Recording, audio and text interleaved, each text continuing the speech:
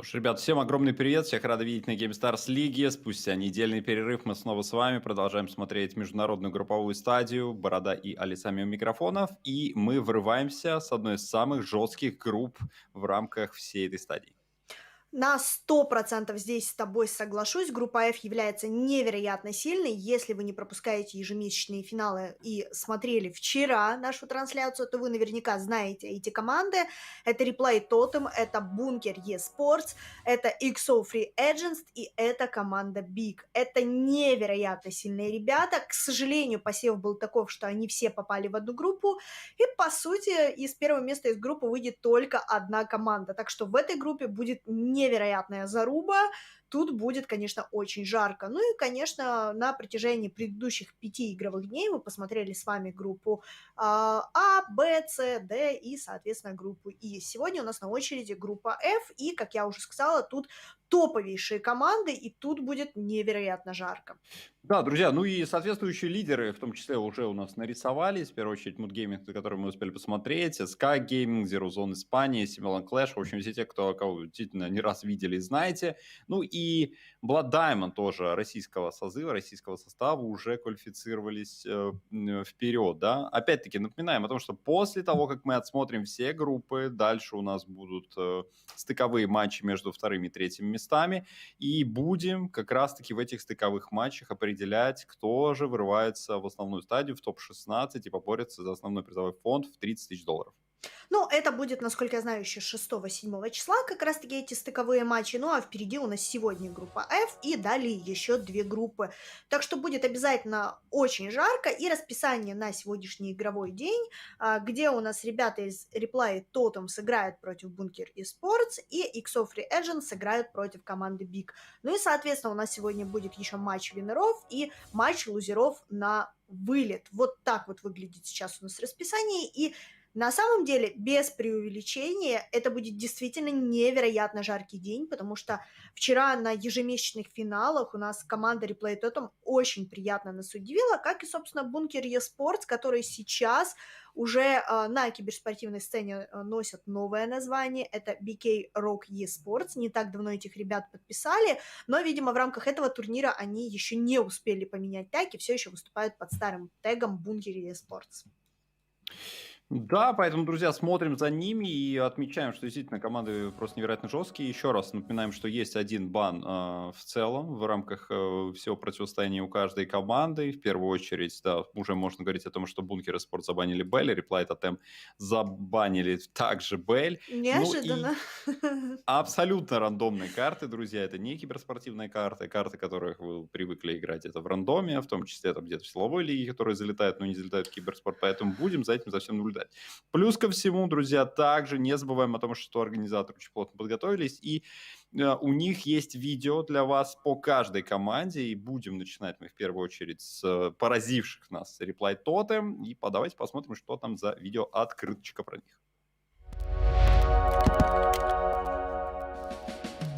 My in-game name is Inso. I'm from Italy. I'm currently 23 years old. And I'm the coach of Replay Totem.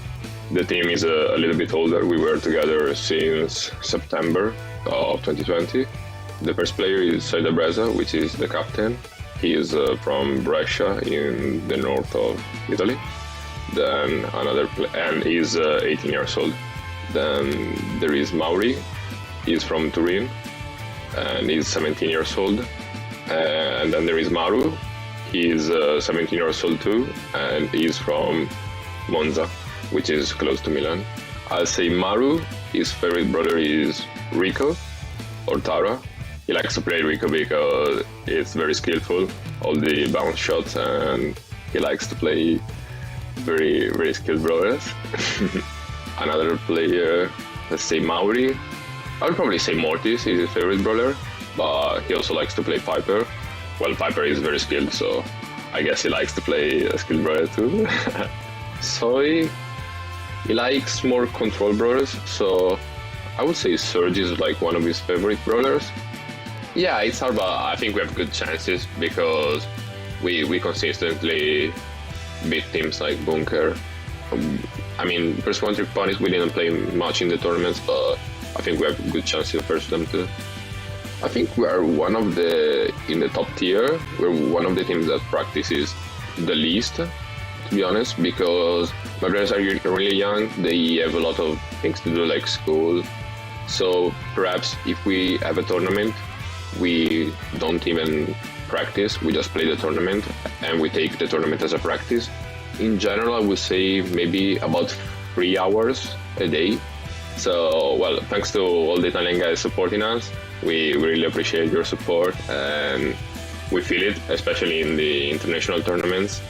So thanks for the support you keep giving us, and we will keep proving we are the best Italian team.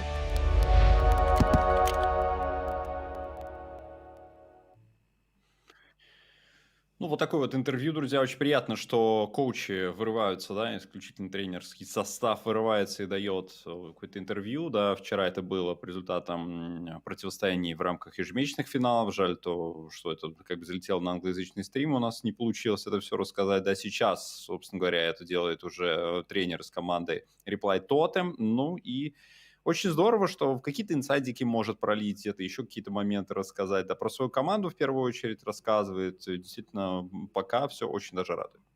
Ну и также, насколько я поняла, ребята отмечают, что все-таки реал-лайф у них в приоритете, то есть если какие-то сложности есть в обучении, то они уделяют время обучению, а готовятся уже прямо во время самого турнира. Это тоже достойно, учитывая, что все-таки обучение дорогого стоит, и они стараются поддерживать баланс между игровой составляющей и жизнью, что тоже дорогого стоит. Ну и на самом деле так-то ребята весьма неплохо выступают. 5-8 место на прошлых ежемесячных финалах. Пока эти ребята на мировой сцене все еще андердоги, но вчера они себя зарекомендовали просто потрясающе. Ну и также они участвуют в гонке за топ-5 слотов от региона EMEA на чемпионат мира. Поэтому ребята красавчики, будем ждать их выступления. Ну и, конечно, ребята из Bunker Esports тоже не лыком шиты, они каждый месяц у нас проходят на ежемесячные финалы, на первом занимали 5-8 место, на вторых квалах, на вторых ежемесячных финалах у них сложилось все намного хуже, ну а на прошлых они заняли 5-8 место, так же, как и их противники Reply Totem. То есть сейчас у нас будет определяться действительно сильнейшая команда, не только в рамках Brawl Stars, Gamestars лиги, но и в рамках, можно сказать, даже ежемесячных финалов Round 2. Да, и немножечко посмотрим, друзья, в рамках таких не совсем стандартных карт. Хотя вот действительно здесь прям по киберспорту мы нормально ударяем. То есть минимум Кабун Canyon, Сплит и сам Assembly Required. Это киберспортивные карты, которые постоянно встречаются в рамках тех же ежемесячных финалов. Это круто. И мне хочется больше наблюдать за подобными коллективами, которые действительно настроены на самый высокий уровень, у которых есть подкрепа в виде там, тренерского состава, в виде еще дополнительных каких-то нюансов и фишечек зарплаты в том числе, да, что тоже весьма серьезно мотивирует обычно людей заниматься больше игрой, которая тебе приносит не только удовольствие, но еще и Но это позволяет тебе восполняет иметь материальные затраты. больше свободного времени, больше возможностей для того, чтобы уделять их хобби и не думать о каких-то побочных историях. Поэтому да, я тут на 100% с тобой соглашусь, что киберспортивная организация дает очень многое. Это и тренерский состав, это и финансовая помощь, это чуть больше свободы, это чуть больше материалов во время подготовки. Ну а что касается карт, которые ждут нас, действительно, Сплит — это киберспортивная карта, а вот остальные две, возможно, из, скажем, категории киберспортивных на ежемесячных финалах мы посмотрим только в случае, если команды будут идти весьма и весьма ровно. Потому что все-таки мы смотрим с вами БО5, все может закончиться банально 3-0, и до оставшихся 2 карт мы можем просто не дойти. Поэтому традиционно мы топим за максимальное количество противостояний, чтобы посмотреть максимальное количество интересных карт, тем более противники действительно очень достойные, потому что, ну, одно дело смотреть, когда AC Milan Clash попадает на какой-то микс совсем молодых ребят, которые только начинают свой путь, это не столь интересно. А когда встречаются две команды, которые зарекомендовали себя на ежемесячных финалах, которые постоянно играют и, в принципе, идут весьма ровно, вот сейчас есть хорошая возможность сравнить эти эти коллективы и узнать, кто из них сильнее. Ну и плюс возможность для них потестить какие-то стратки, где-то порофлить. Опять-таки, как мы это видели не раз уже в рамках других групповых стадий и других групп этого турнира, друзья. Хочется вспомнить в коллективах, которые занимали первые строчки, да, в первую очередь Mood Gaming, которые, ну, у которых не получилось порофлить вчера, потому что их переехали, откровенно Ну, говоря, там, там да, по там делу. уже не до смеха было, потому что там уже были такие Да. противники, что там хихоньки-хахоньки уже не вкатывают. Там AC Milan Clash со Sky Gaming такие, что? Идите сюда. Так что да, вчера было достаточно весело. Друзья, обязательно следите за социальными сетями, потому что у нас впереди огромное количество эфиров по Brawl Stars, Gamestars лиге. Будет очень много. Сейчас мы смотрим с вами международный групповой этап. Далее будут еще стыковые матчи.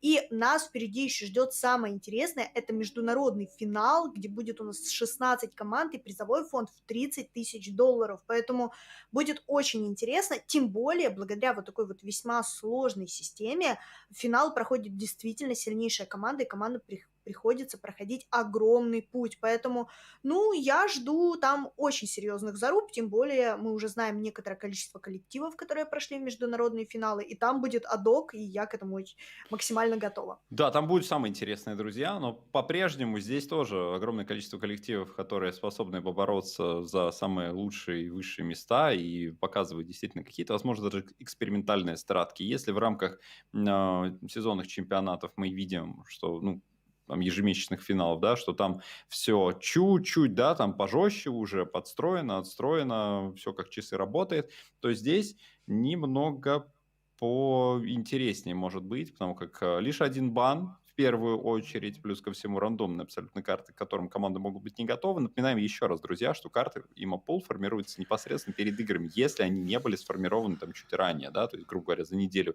Если игроки знают, с кем они играют, они могут и карты подготовить, да, и какие-то нюансы, соответственно, подготовить. Но вот последующие матчи ребята уже остаются без такого большого количества времени на подготовку. То есть к чему мы все ведем? Это то, что команда Reply Totem и БК Rocky Sports, они же Бункеры Sports, они знали, на каких картах они играют, как, соответственно, и вторая пара у нас X of Reagent и команда Big. А вот далее верхняя сетка и нижняя сетка, вот там вот у ребят начнутся проблемы, потому что карты будут генерироваться перед стартом матчей. Поэтому тут, конечно, любопытно, как ребята будут подстраиваться, потому что, как ни крути, порой карты попадаются, ну, очень сложные, особенно это заметно, когда играется какая-нибудь горячая зона, когда выпадает карта в 3 горячие зоны с очень сложным рельефом, и видно, как некоторые команды, особенно неопытные, что им тяжело стратегически правильно отыграть на этой Пиков, в принципе, чуть ли не для любого режима, но понятное дело, что есть Пока, который может Пока. смело держать всех этих ребят, но при должной подкрепе других бойцов и определенной карте. Ну, пока это классика современного жанра, это классика современной меты пока с какими-нибудь широкими господами в виде какой-нибудь Биби или же Фрэнка, и это становится просто машиной, поэтому я не удивлена, что у пока такой хороший винрейт.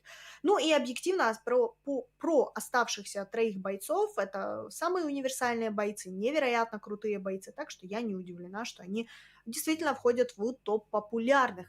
Ну и если говорить чуть ближе о первой карте, которая нас с вами ждет, это карта Сплит, и вот тут-то разница по стратегиям просто феноменальная, но все чаще и чаще мы видим стратегию, которая основывается на том, чтобы ломать эти преграды. Очень часто мы видим сейчас связку Кольта и Био, и плюс сюда еще 3-го бойца берут. Ранее больше любили стратегии как раз-таки с каким-нибудь Рика, Гейлом. Сейчас как-то Кольт постепенно, но начинает становиться, ну, невероятно популярен на этой карте. Кольт хороший, если ты умеешь его использовать. То есть это Естественно. такие прописные истины, на самом деле. Но мы часто видели, как забирают Кольта и в рамках квалификационных стадий Gamestars лиги, и других режимах, да, и ты понимаешь прекрасно, что, ну, Кольт классный персонаж, отличный боец, но опять, если сами игроки забирают этих бойцов и после того, как сломали стеночки, попасть не могут, ты уже понимаешь, что, ну, ребят, может, не стоило оно того, может, эти экспериментальные стратки не проходят. Поэтому здесь всегда, конечно же, помимо макро, тебе нужно и попадать, и уметь играть на всем. Вот, казалось бы, Кольт вроде не такой уж и сложный персонаж, да, ну, по сути, тебе все, что от тебя требуется, это нормально снести преграды и попадать способностями. Но когда ты играешь против классных команд с хорошим игровым уровнем, на кольте попасть способностью оказывается большой проблемой. Да, поэтому, собственно говоря, все зависит уже от игроков. Ребят, пока у нас еще собираются команды, можем посмотреть опять на маппул. Или уже есть какая-то информация? Нет, уже уже лысые готова игры. катка, друзья. Но опять вот залетает Кольт, Б и Вольт, то, о чем, собственно говоря, говорили. И в ответочку также есть Вольт, есть при этом и Генерал Гавс.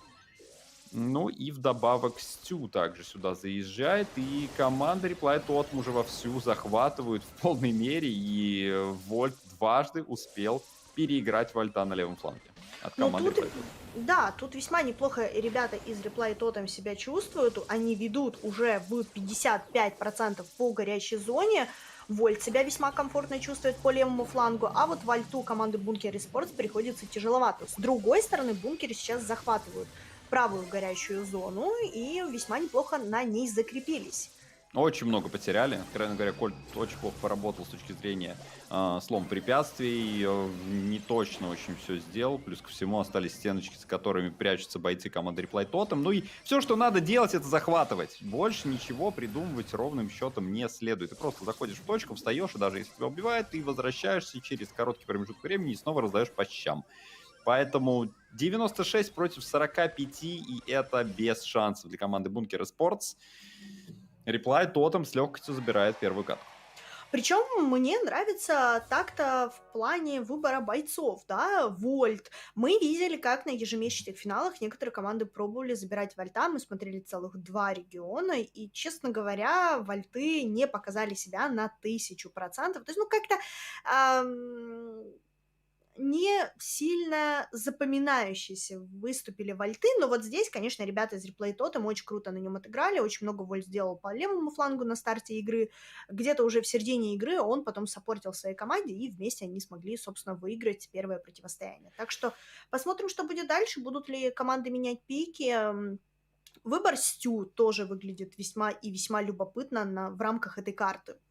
Да, поэтому, друзья, ну тут все самое действительно топовое. Пока это лишь начало. Напоминаем о том, что это BO5 формат, что здесь можно ошибаться. Лучше, конечно, этого не Да делать. лучше не делать. И после вчерашних игр ты понимаешь, насколько цена ошибки важна, насколько один загулявший боец, вспоминая противостояние из гранд-финала, друзья, если вы пропустили, обязательно пересмотрите гранд-финал вчерашней Европейской лиги, где AC Milan Clash третий раз просто за 3 месяца играли в гранд-финале против SK Gaming, где они просто бились до последнего, и одна ошибка, как правило, решала исход там партии, исход захвата кристаллов или там броубола, неважно. В общем, это действительно на высоком уровне команды рассказывают, чего они стоят.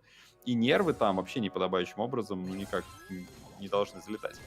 Что, получается, что ребята из Reply Totem вообще ничего не меняют. Это также у нас Вольт, это Стю и это Гавс. А от их противников мы видим Гавса, Спраута и третьим бойцом. Кто у них там является? Сейчас так, ну, это Вольт. Гавс с двух Вольт, сторон. Вольт. Ага, и Вольт, да. Ну, то есть у нас Вольт и там, плюс Гавс, и залетает еще Стю. Стю и против вот единственное, Спраута. да, разница Стю и Спраут, на самом-то деле. Ну и по Reply Totem вновь с небольшим преимуществом ведут пока. Будут забирать сейчас Спраута, отталкивает здесь Стю, но пытается простреливать наперед, да, понимая прекрасно, что все со своей базой.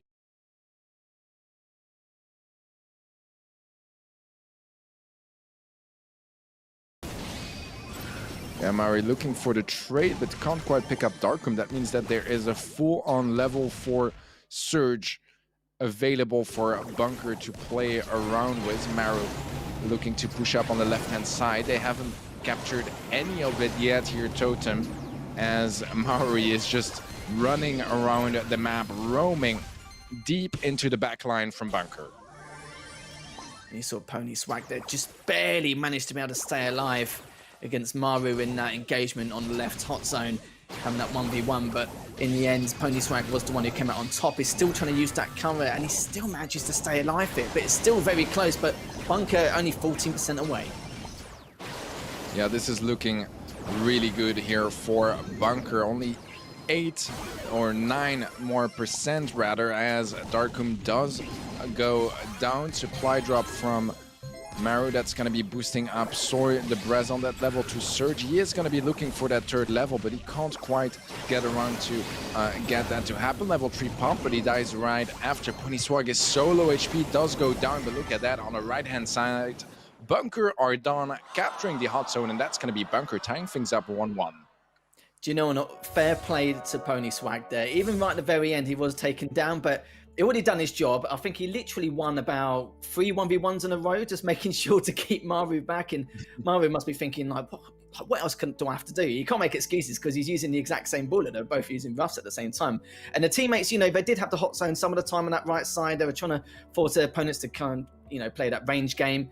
But the fact that he was just winning those 1v1s constantly on the left side, on that left hot zone, like Pony Swag definitely played out very, very well, using that cover to his advantage, making sure that, you know, trying to predict exactly when he was coming. So, but you know, end of the day, great stuff from Bunker coming back from that.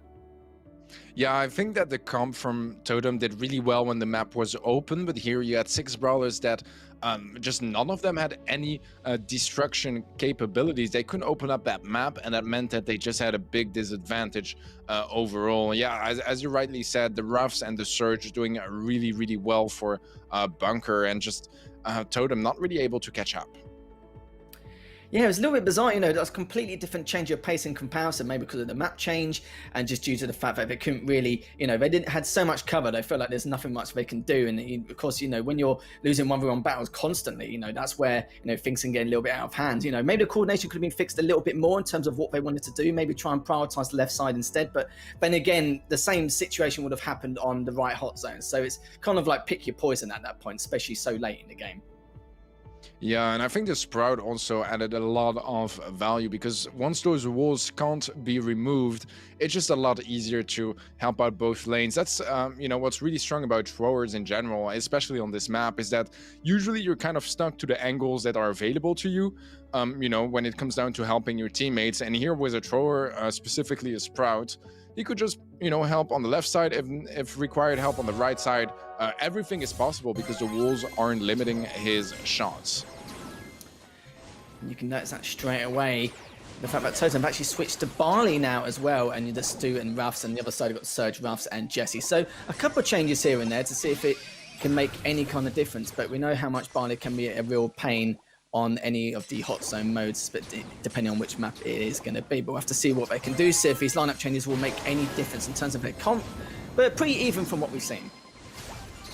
Yeah, so it was a bit of a miss shot. I am very curious to see that Jesse at play. It did pick up a kill earlier, but it's going to be hard to find a lot of value. That is going to be the wall break coming in from Pony Swag.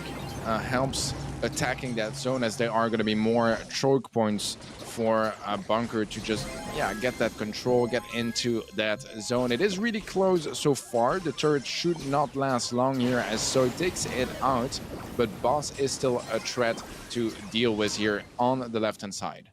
Yeah, he was left on 65 HP. No idea how he managed to survive that, but he kept his distance anyway. He was perfectly fine afterwards. You saw the Barley there was trying to take him out, just at least try and keep him out of the hot zone until he actually does recover. But so far, so good. Still evenly matched here, Teddy. 68 to 64. And Mari's just on the right side, just trying to keep himself in the hot zone as long as possible. But, you know, Brazer's still doing his job. Even though he isn't actually picking up any of the objective, he's keeping his opponents away, whilst Mari's still collecting up all these points. Yeah, look at that. Slowly but surely, Totem taking the lead. Darkum is low HP as well. The super will not connect, but it will push him away.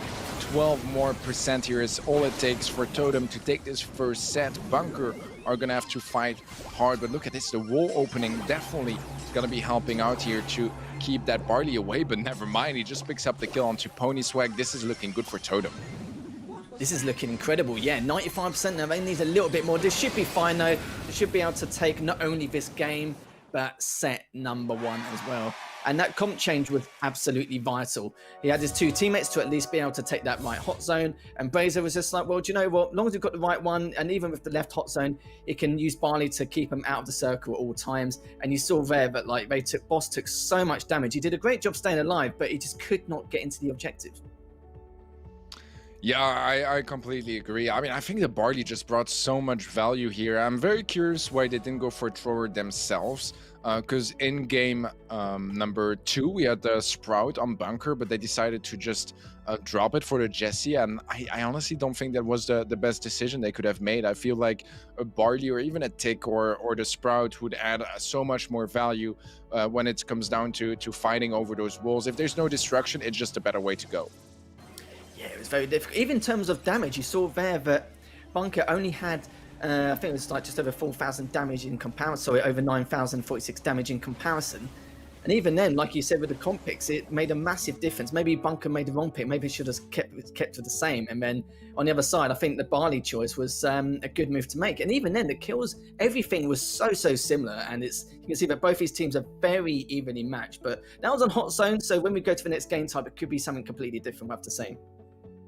Yeah, that is absolutely possible. I mean, most teams have their favorite modes, their favorite maps, and that is going to be influencing the way it is played out. Next up is going to be Red Herring in Gem Grab. This is not a competitive map, which does change the dynamic as no teams are going to be scrimming those, but some ladder and regular matchmaking experience could come in handy to know a bit more about what comes to play. Personally, from the looks of it, I feel like something like a Gene mid could do pretty well, and then joined up with maybe the just a typical Max and Sandy. I feel like that's a pretty safe comp to play on this map, because a lot of the teams, when it's a map they don't know too well, they will tend to go for those safer options and not take too many risks. So basically, if you sweat matchmaking more than you do actually scrim, you should be right in this map. Yeah, that's basically it. I mean, if you look in the map pool just for this match, you had Split, you have some Assembly Required and Kaboom Canyon that are competitive maps. Dry Season and Red Herring are not. So a bit of the wildcard maps. I'm not entirely sure which team spends more time in ladder and has more experience on those maps. I feel like they're both pretty sweaty teams that do tend to play a lot of ladders. So we'll see. Maybe they have some sort of insights that we do not. I personally don't play a whole lot of ladder, so I'm not going to be the best at predicting the comps here. I will just go for some more like standard stuff, some more meta stuff, which is usually what teams like to go for, just because they don't have that extra experience on those specific maps to make out some crazier and more exotic comps. Yeah, they probably, both his teams have practiced on this map somehow, some way, even if it's ladder or in the scrims, just due to the fact that, it is part of the map pool. You don't know what you're going to get, because you can't ban certain maps. It's going to be very difficult to predict what is actually going to come up in your series. But we're going to start off straight away. You've got the Barley, Sprout, and Stu on the Totem side. On the Bunker side, we've got Max, Sandy, and Gene, believe it or not. What a surprise. Yeah, well, the comp I predicted on the side of Bunker, Totem bringing something quite more exotic, to be honest, going for the double thrower and Stu. Maru also just kind of chilling in that bush, giving them quite a bit of control. But if you look at it, it's not looking too bad for Totem so far. Obviously, the throwers are going to give them a huge advantage when it comes down to working around that cover. But once we get those Sandy Supers, those Gene pools, things could get a bit more dangerous for Totem. Certainly will indeed. Is Mori now just trying to push in, just trying to pick up those gems when he can and when he sees fit, just doing a little bit of damage, just a tickle here and there, just to keep him at bay. But you saw there, Boss was going straight in. Mori must be able to take him down. It's going to be very hard, as Mori has actually taken another one down. They've already got 7 gems there, 8 gems now, 9, Teddy, and it looks like could be almost all but over here, as they're trying to wait for that one more. He's going to come up any second now, and to see what happens during these next few seconds. As one's already pushed in, they're still quite far back, but it's still got 15 seconds to try and stay in this. Yeah, Darkum used that pull on the Barley. I don't know if that was like auto-aim or on purpose, but it definitely means that he doesn't have it available. Now look at that, Maori just walled himself in to the corner, which means that no one can access him in any way, except if they had that Gene pool, which they didn't anymore. So yeah, very safe way to close this one out. And this kind of shows, in my opinion, maybe a bit more experience on this map, or at least willing to take more risks on the side of Totem, as they went off that kind of go-to comp on every single map, which is the Gene, Sandy, and Max. I feel like we should find some sort of an abbreviation for that one, just call it like the Gene, Sandy, Max, or like the GSM or something like that, because we see it quite a bit at the moment. But yeah, Reply Totem, they were just ready for it. They had easy ways to punish them. And in the end, I only saw one pull from Darkum, which was the Gene, which just shows how well they were able to just, not giving any chances at hitting some shots and getting that pull ready to go. Yeah, you're absolutely spot on though. We do see that comp quite a lot, like you rightly said. That's why I was like, oh, what a surprise. But Totem had a very good start last time in set 1, game 1, and then it kind of went, a bit upside down like afterwards. But, you saw towards the end, I think it was Brazer and Maru, they knew that if they just delayed him or kept him back on that halfway line for like at least 5 to 7 seconds, that should give Mori enough time to take those gems all the way back and just try and keep his distance until the timer ran out. And it seems like it worked, just to make sure that if at least, 5 to 7 seconds delayed, that should be perfectly fine. That shouldn't be an issue. They can just literally just play it super safe. But I was a little bit worried at one point when they got pushed in, but no, that should be fine. But anyways, that was quite clean. It was quite comfortable. But, you saw the map present from both teams was quite equal towards the first half. Second half is a little bit of a different story. We'll have to see now, as there's been a few comp changes here and there, Teddy. Yeah, I really like this actually from Totem. Look at that. They're absolutely just big braining Bunker. Basically what happened is Bunker stole the comp here, copy-pasted that comp from Totem, thinking it was the best way to go. And Totem, they were just ready for it. They decided to go Poco double tank with that Mortis that is just able to melt down those squishier brawlers on the side of Bunker. They do pick up a nice kill there. That's going to be some gems drop. Maru messes things up a bit when it comes down to those to his attacks as they go on that wall. Maru gets walled out of the middle, which means that Bunker now have a bit of an advantage control-wise. Yeah, but you've got to be careful now. They're very, very well separated, but they have got from behind as well. But it doesn't matter. Pony Swag managed to take him out beautifully there. And I now need to try and back away. But Mori's trying to look for that next kill. But sadly for him, he did actually, no, sorry, it does actually manage to take Darkham down. And Pony Swag's still trying to hold on to that middle, but he's still got a while yet. Still only got 4 gems, so still needs a bit more time to try and catch up. But between these two teams so far, it's still very, very equal. But then again, Bunker now tied at 6 gems apiece.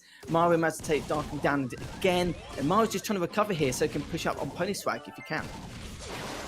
Yeah, this is looking really good for Totem. Can Bunker take back that center control? So he is low HP, but he does have that shield. Gonna get healed up a bit by Mari as well. Gets melted down by Pony Swag. The full team from Bunker focusing on him. Now control for Bunker. Totem wasn't able to get that 10th and final gem, which means that they need to get into the action now if they want to get a countdown that cannot be interrupted unless it is a kill onto Maru. He is trying to go for it, but he's not able to find enough space just yet. Maru is there to help him out. Will be dashing into the fight shortly. Goes in, is gonna go down. Is that enough space for the gem to pop? It is. But look at that, 8 gems on Bunker. They could interrupt this one. Never mind, 11 now on Totem. They need to pull back ASAP. Brazer can push in if he needs to. Still got a lot of tanking left inside him, but even then he's got to be super careful. 3 seconds, and it looks like it's not going to be enough, as Totem will take game 2 and set 2 as well. And not going to lie, I was a little bit, it was a little bit difficult there because Brazer did actually do so much damage with the Rosa towards for like the last 30 seconds of the game. But any thing is though, he didn't actually take out either opponents. There was 2 players there who were literally under 1,000, and as he pushed in, he was trying to clean one of them up, but they kept their distance and just couldn't finish them both off. But it didn't matter because it means the amount of damage he'd done to both of them, there was only one person who was actually able to actually try and push in and make something happen. But for them, it just wasn't the case. But again, good stuff from Totem. Yeah, man, there was, look at this, Maru just chaining his super. He got 2 supers in a row because he hit all 3 players with his super, which just means he had it again. And we have some pretty outstanding Mortis plays here as well, which you would say it's very easy. There's a Sprout, but on the other hand, Stu is quite a strong counter. Even Surge does pretty well because he can super and deal that extra damage, knock back the Mortis out of range. So not an easy job from Maru on that Mortis, but he made it look absolutely amazing. And if you look kills wise, it was in the advantage of Bunker. I think that the difference was that those kills were often very much on their side of the map, which meant that in the meantime Totem had control and we're just able to stack up a couple more gems. Yeah, that's a lot more damage as well from Bunker. 53,000 more damage and only 1 kill between the two of them. And this is what you've got to think about here. It just sounds like Totem, in terms of their objective execution, it seems to be a lot better. And they seem to be coordinating a lot better as well in terms of when they want to push up into the middle to try and push on those gems as well. So, you know, for Bunker here, if you've got that much map presence and you're still kind of struggling a little bit, you know, it must be very difficult here to try and see what they can do in the rest of the series, because they're 2-0 down. We've got to try and make the reverse sweep. It's still a possibility, but Totem looked much better compared to that first set. Yeah, I think those stats just show how different the approach is when it comes down to playing Poco double tank. Just because you don't really care if you die. You're just there to buy some time so your Poco can be picking up those gems. And obviously they're going to be taking a lot more damage because they're getting healed at the same time, and they're going to be surviving way more. And the difference of range also makes it so they take a lot of damage on their way until they're up close and they can deal some damage themselves. However, guys, we are going to get a bit of a look at our next map. It's going to be Dry Season. You have that preview on the right-hand side. Once again, another non-competitive map, but definitely a lovely one, as we have a very open middle area, not a lot of walls to work with. I still think that throwers can do all right, especially on the sides, and once you have that star advantage to defend, you have a lot more cover to work with. I do expect to see some more longer range brawlers here, maybe something along the lines of Piper, maybe a Colt, maybe an 8-bit as well, or a Byron. Those are the picks I think of immediately. I'm curious to see what they come up with, because it's definitely an interesting map. Yeah, Piper makes absolutely perfect sense for a map like this. Totem seems to be a lot more favorable in terms of the open maps in comparison for what we've seen in the previous 2 sets. And 8-bit, you're right, I think one of the players actually favorite is 8-bit, so for him to use that now would be absolutely perfect for that extra damage and try and push on from there. But it's a bit of a worry from this first 2 sets from Bunker, but this will be Bunker's opportunity to make something happen, even though Totem could be a little bit favorable going into this map, and Mori already has done the damage and already got that first kill. Yeah, definitely very interesting. Return to Sender is not going to be alive enough to save the life from Nani. 2-star difference right now. So the Breza does have that wall that can come in play. It's gonna lock Boss out of the middle. He does make it out alive.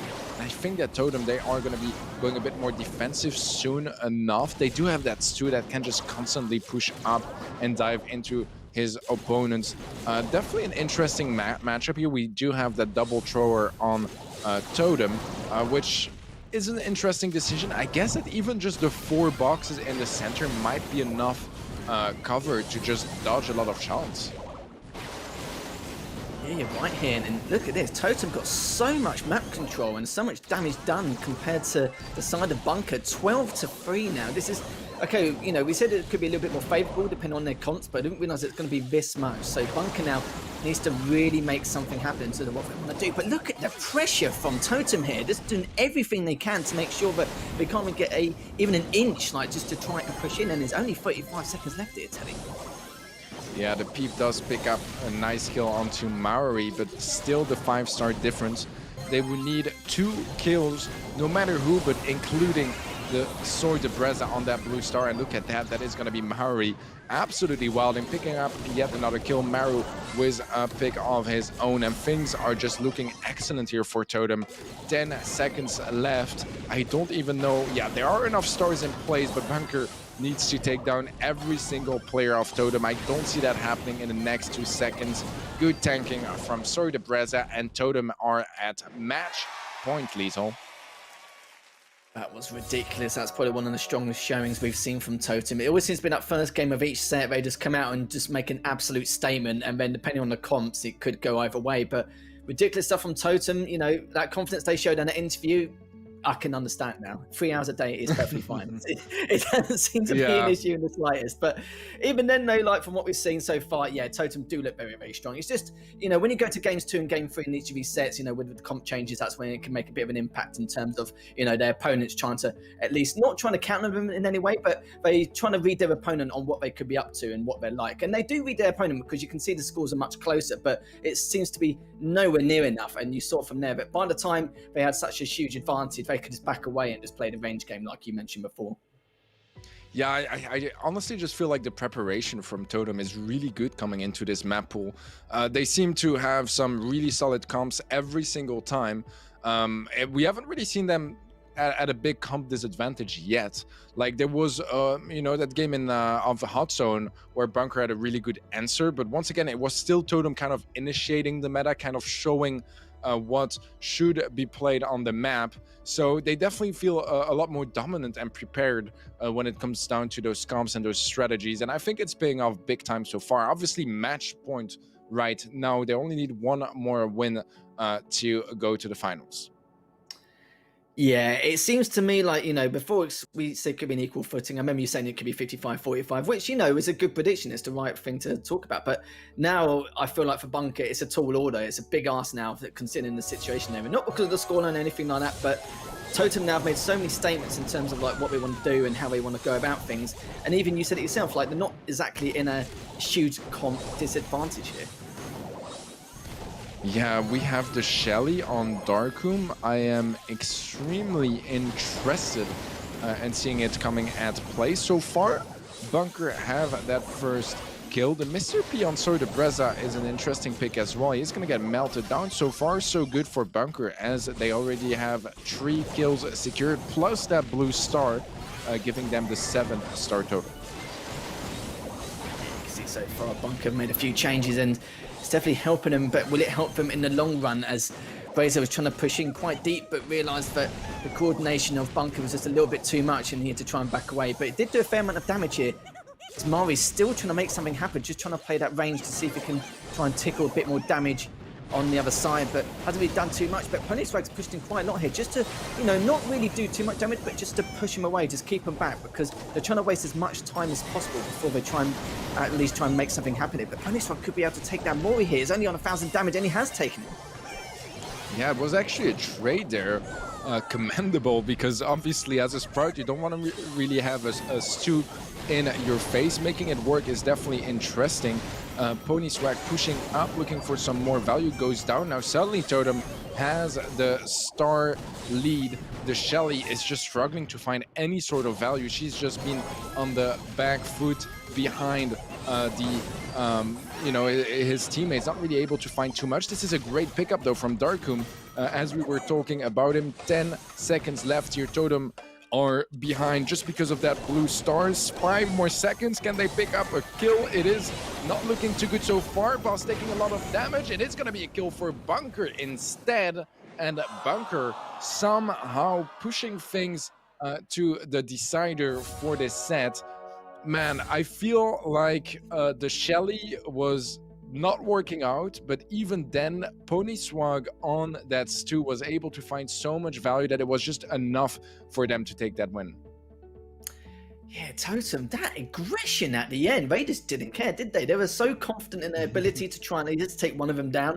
And I don't really feel like Bunker expected it. Because of how passive they were when they had the lead, they probably thought this could be a bit of a stalemate situation and it may take, a little bit longer going into sudden death. But yeah, I was quite gobsmacked by that. Whoever's making the call-outs or making the calls, IGLing for their team, must have just come, right, do you know what? Let's just surprise them. Let's just try and make something happen. I don't think it was a bad play. I think, it was the right move to make, but Bunker would just, I'd say a little bit more prepared for them to actually show such aggression. Yeah, the Shelly pick, I'm still going to be talking about it because you don't see it in competitive just pretty much going, ever. Keep going. Yeah, it's pretty much just a troll pick. It's only played in Showdown, kind of in Duo Showdown. Combining it with the Gene means that you can pull anyone and just take him out 100% because Shelly is so good up close. But yeah, in a competitive setting, it doesn't really work quite as well. I definitely feel like it was the reason they struggled, because the Stu was definitely doing so much work. I think he got like 80% of the stars for his team this game. It was absolutely insane how well Pwnyswag pulled that one off. I think that Totem, if they can get anything ready here, they should still be able to close it out 3-0. But I'm curious to see what Bunker bring on the table when it comes down to this third and final game of Bounty. But it's good though, because it kind of shows Totem's, how unorthodox they are. They can be quite unpredictable, because I didn't expect that much aggression from them. But that just shows the experience and what they've been doing in scrims. Like, when they get into that situation on that map, they probably already more than prepared to actually understand what needs to be done and just go for it. And you saw that Bunker were just trying to stay alive as long as they can. I still can't believe the aggression at the end, because it's just not something where I expected. When I was watching it, I was like, okay, this will be a stalemate, like we mentioned earlier. But yeah, it's going to be a little bit surprising. But looks like that match point has been delayed a little bit more. But the question is Bunker simply delaying the inevitable, or will Totem be able to close this out? We have the same comp coming in here from Bunker, but this time the first kill goes the way of Totem. Darkum trying to push up here. He doesn't manage to find a whole lot of value. He's going to be low HP. Does make it out alive for now. Nice wall. Darkum is blocked. He should get taken out, but they're struggling to pick up the kill. Ponieswag pushing up himself is going to fall to Maru. The trade is there, and that's actually enough to give the star lead, or rather the blue star, to Bunker. So they're all tied up, but that blue star will give them the advantage. Oh, Bunker being pushed all the way back here. You see Darkham just trying to stay alive, just trying to hide in those bushes to make sure that they might miss a few of those shots, just taking a bit of a risk, but he's going to go behind some cover anyway. But speak of the devil, Maury's actually taking down Ponieswag, giving them the advantage. But still, do you know what? Why not? There's no point pulling back. You might as well put the pressure on them. Make sure they're the ones who are suffocated. They're the ones who need to try and make something happen here. But then again, like you said, you know, even then, Maru just managed to take out Boss there right near the end. And now this is an opportunity where they don't need to play defensively too much, but at least keep that mid control in order to force out an engagement. Yeah, nice blow onto Maru. Can he pop the last right? Doesn't even need to. Somehow he makes it out alive. Ponieswag is going to be harassing him. Maru trying to help out Maori now, that gets caught off guard. Maori was a nice gadget to stay alive. Darkum picks up the kill on Soy de Breza. The star difference is massive now. 9-star lead for Totem. Again, they close this one out. It is match point once again, so Bunker in a do or die situation. They don't want to go onto the lower bracket. 5 more seconds. Boss should be going down, and indeed it is going to be Totem to move on to the upper bracket, whereas Bunker will fall off. That last game was literally night and day from what we've seen in that last game in comparison. Like, it's weird that Totem can just fall off just a little bit and then just go, right, do you know what? Let's just not muck around. Let's just try and end this thing, because, you know, like I said, you know, sometimes there could be some troll picks here and there, but even then, though, it just felt like playing against a completely different team, as we're going to go through the highlights now and see exactly what happened during that game. And you saw that they had that mid control, they managed to push in, managed to suffocate Bunker as much as possible until they get some kind of advantage in terms of scoreline, and then that was it. Basically, just trying to bait him in. Ponieswag tried to do everything he could as well in order to try and trade or try and tie things up, but it just wasn't to be. Yeah, Totem was a strong performance today against Bunker. And, you know, that's a bit what I was talking about before the match started. Is this going to be a day where Totem performs? Are they going to be inconsistent and fall off a bit compared to their usual level? It seems like they were definitely ready. Look at that, a lot more kills on the side of Totem when it comes down to this whole set. And just a much more convincing performance overall. Yeah, convincing indeed. 90,000 damage difference in comparison. Double the kills, you know, not double the stars, but, you know, they did their job anyway. And I think even then, their 22 scoreline there still a huge difference considering the circumstance of most of that game. But yeah, Bunker just couldn't really find, you know, an idea. Didn't really pretty much run out of ideas on what they could do in order to retaliate back. Yeah, I agree. It's looking good for Totem today. We have a couple more highlights here, as we can see Soy de Breza just jumping in, finding some really nice value of that Surge. Initially, he was playing the Surge so well. I do have to say that Bunker were able to perform very well in that second game of Hot Zone. Later on, though, it was Totem to win the set, win Gem Grab as well, with some wild Mortis and Rosa plays up close right onto Bunker's faces.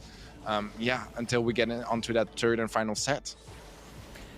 I can see what you mean earlier, as you said, why, you know, Bunker could take down some of the top tier 1 teams in the best of 3. Because you see that, like, you know, their first game on each of these sets, I'm not saying they're playing horrible, but like they can't really read their opponent enough. But they do read their opponent quite a lot after that first game. They transition quite well in terms of what they want to do in the second game, and then the third game they can just fall off again. But I can see, you know, why they can give a couple of teams here and there a little bit of trouble. Yeah, I think it was just a very different playstyle overall, whereas Totem was very proactive. They were really the ones initiating the comms, forcing some sort of reaction from Bunker. And usually it would just mean first game in the pocket for Totem, and Bunker starting that set on the back foot, having to adapt and react. And it just meant they were always a bit behind. And sure, their reactions were often very good. They were just a bit late to the party, in my opinion. Yeah, as you can see there, fair amount of stew there, 28,000 more damage, 10 more kills. I think they only caught up on the damage counter for Totem was in that last game. I think it was such a huge difference in 1,000 because they were falling behind. But I like Totem. I like how they've been playing. It kind of shows that they are, very good at, executing the objective when it needs to happen and when need be. But they can kind of do both. It's not like they can only do one or the other. But as you can see there, that was the opening match. Totem did come out on top against Bunker Esports 3-0. A little bit of a surprise, we'll probably say. We did expect maybe more of a 3-1, 3-2 scoreline. But we did see, a flair from Bunker in terms of trying to retaliate in some of these sets. But we do have the next set coming up very soon, which will be EXO Free Agent versus Big Clan. And my goodness, that's going to be another big match for us to cast soon.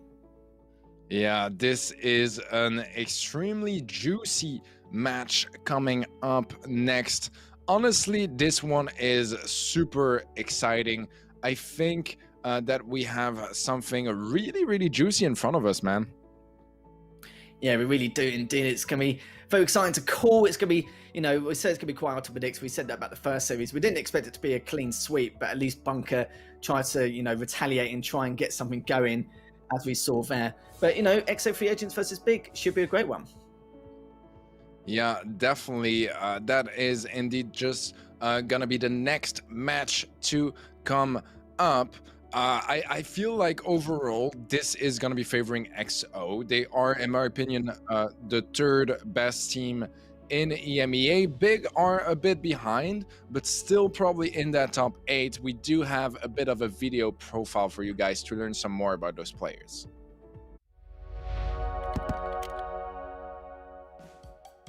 So I go by the nickname Cursed in game, or my real name is Torges, and I'm a 22-year-old player from Norway, and I represent the team EXO Free Agents. Okay, so my teammates are two very talented players. One is from Denmark and one is from Spain, and we've been teaming together since the start of this year, so it's been like 3 months now.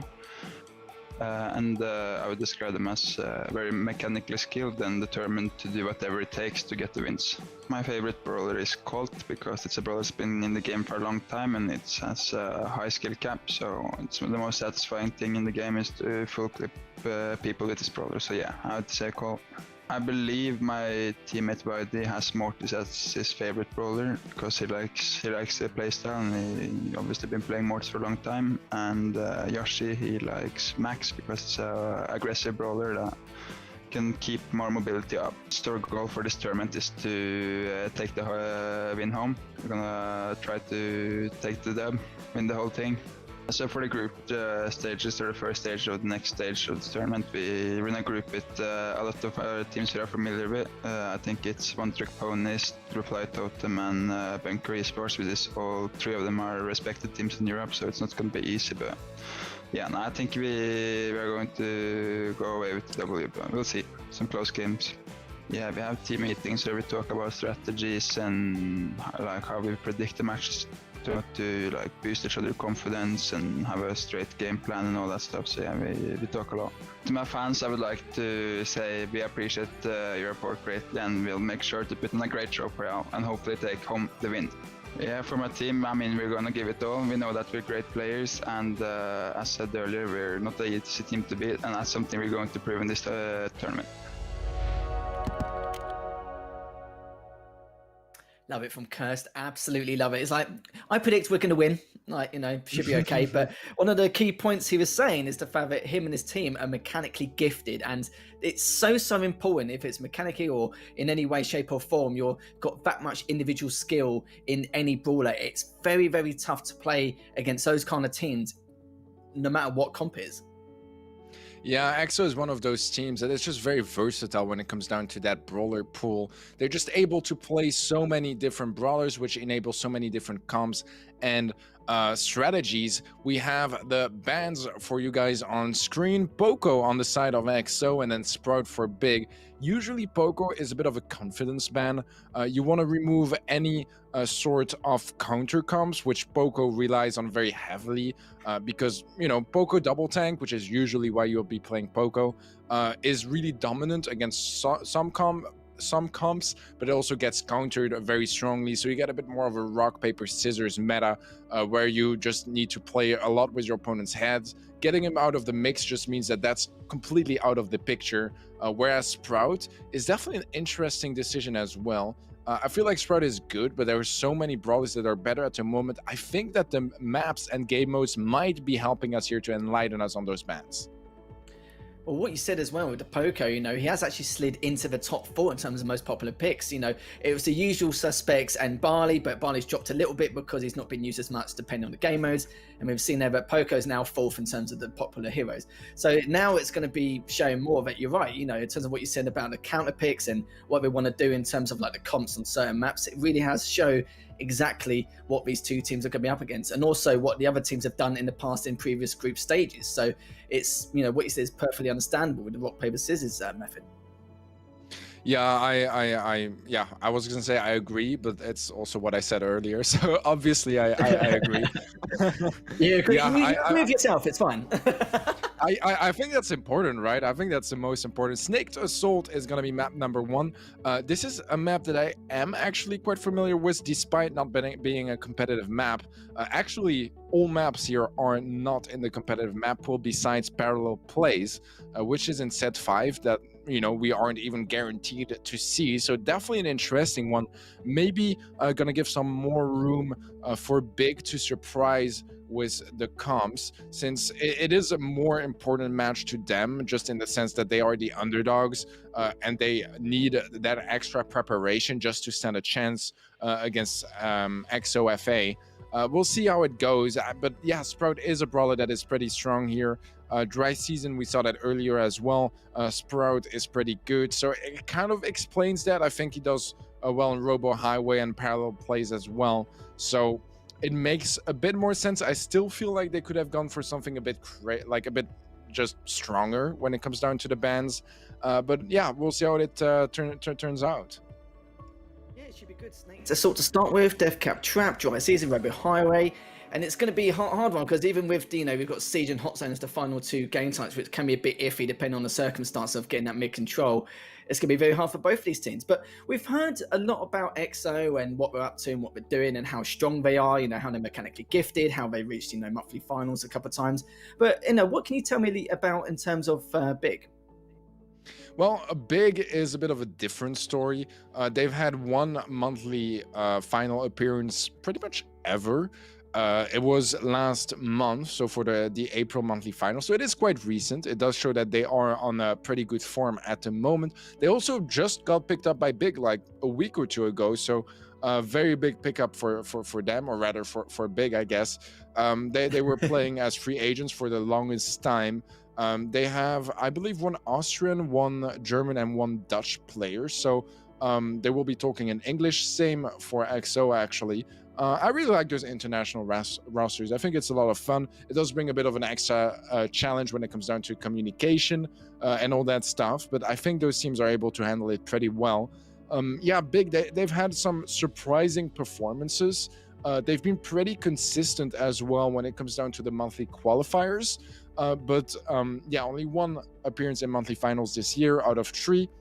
Last year they weren't quite as good as they are today, so I think they are in excellent form at the moment. They couldn't quite qualify for this month's monthly finals. XO didn't qualify either for other reasons, so I do think that XO are pretty heavy favorites. For me, top 3 in EMEA at the moment. Big, I would put them around the top 8. It's still a bit tough to say because they're quite a young team, but they have a lot of talent in the bag as well. Yeah, very young team. I'm sure they grind the hell out of this game as much as they can, and it depends on their maturity and their work ethic. When it's quite a young team, it's quite easy to kind of like drift off a little bit. But like you were saying earlier, in terms of like the nationalities, that's right though, because you don't really see too many teams with the same nationality. It's a lot more diverse nowadays in comparison to like, I don't know, like 10 or 20 years ago. It's completely different, and sometimes you do react a little bit slower to call-outs, which maybe isn't your first language. But that's time for another story. We are going to go into the first set, game number 1, to see who's going to get the lead at the start. Yeah, we have double Jesse, double Bell, and I believe actually Colette versus Amber on the right-hand side. You might think, especially if you guys are newer to Brawl Stars, that Colette doesn't make a whole lot of sense in highs. But actually, that super gets 12.5% every single time you get onto that save. That's quite a lot of damage, and you can get it from so far away and often just survive with that shield anyways, that it just provides so much value, such a threat. It's so easy to get that super as well and to combine it with some other brawlers walking into the super and just help you reload it a bit faster. So just a lot of value of that Colette. That is going to be the damage difference so far, as Cursed, which is called Madison right now, will be pushing up here. Nice turret, does take a lot of damage early on. Can he heal it up? He's not even going to go for it. He's going to go for some shots straight onto the save. Yeah, I don't blame him so far. He's done a huge amount of damage there, 94% compared to the 43. And both these teams selecting Bell as well with that range. It's just ridiculous, to say the least. You can see like they both have quite a similar game plan and what they want to do on this map.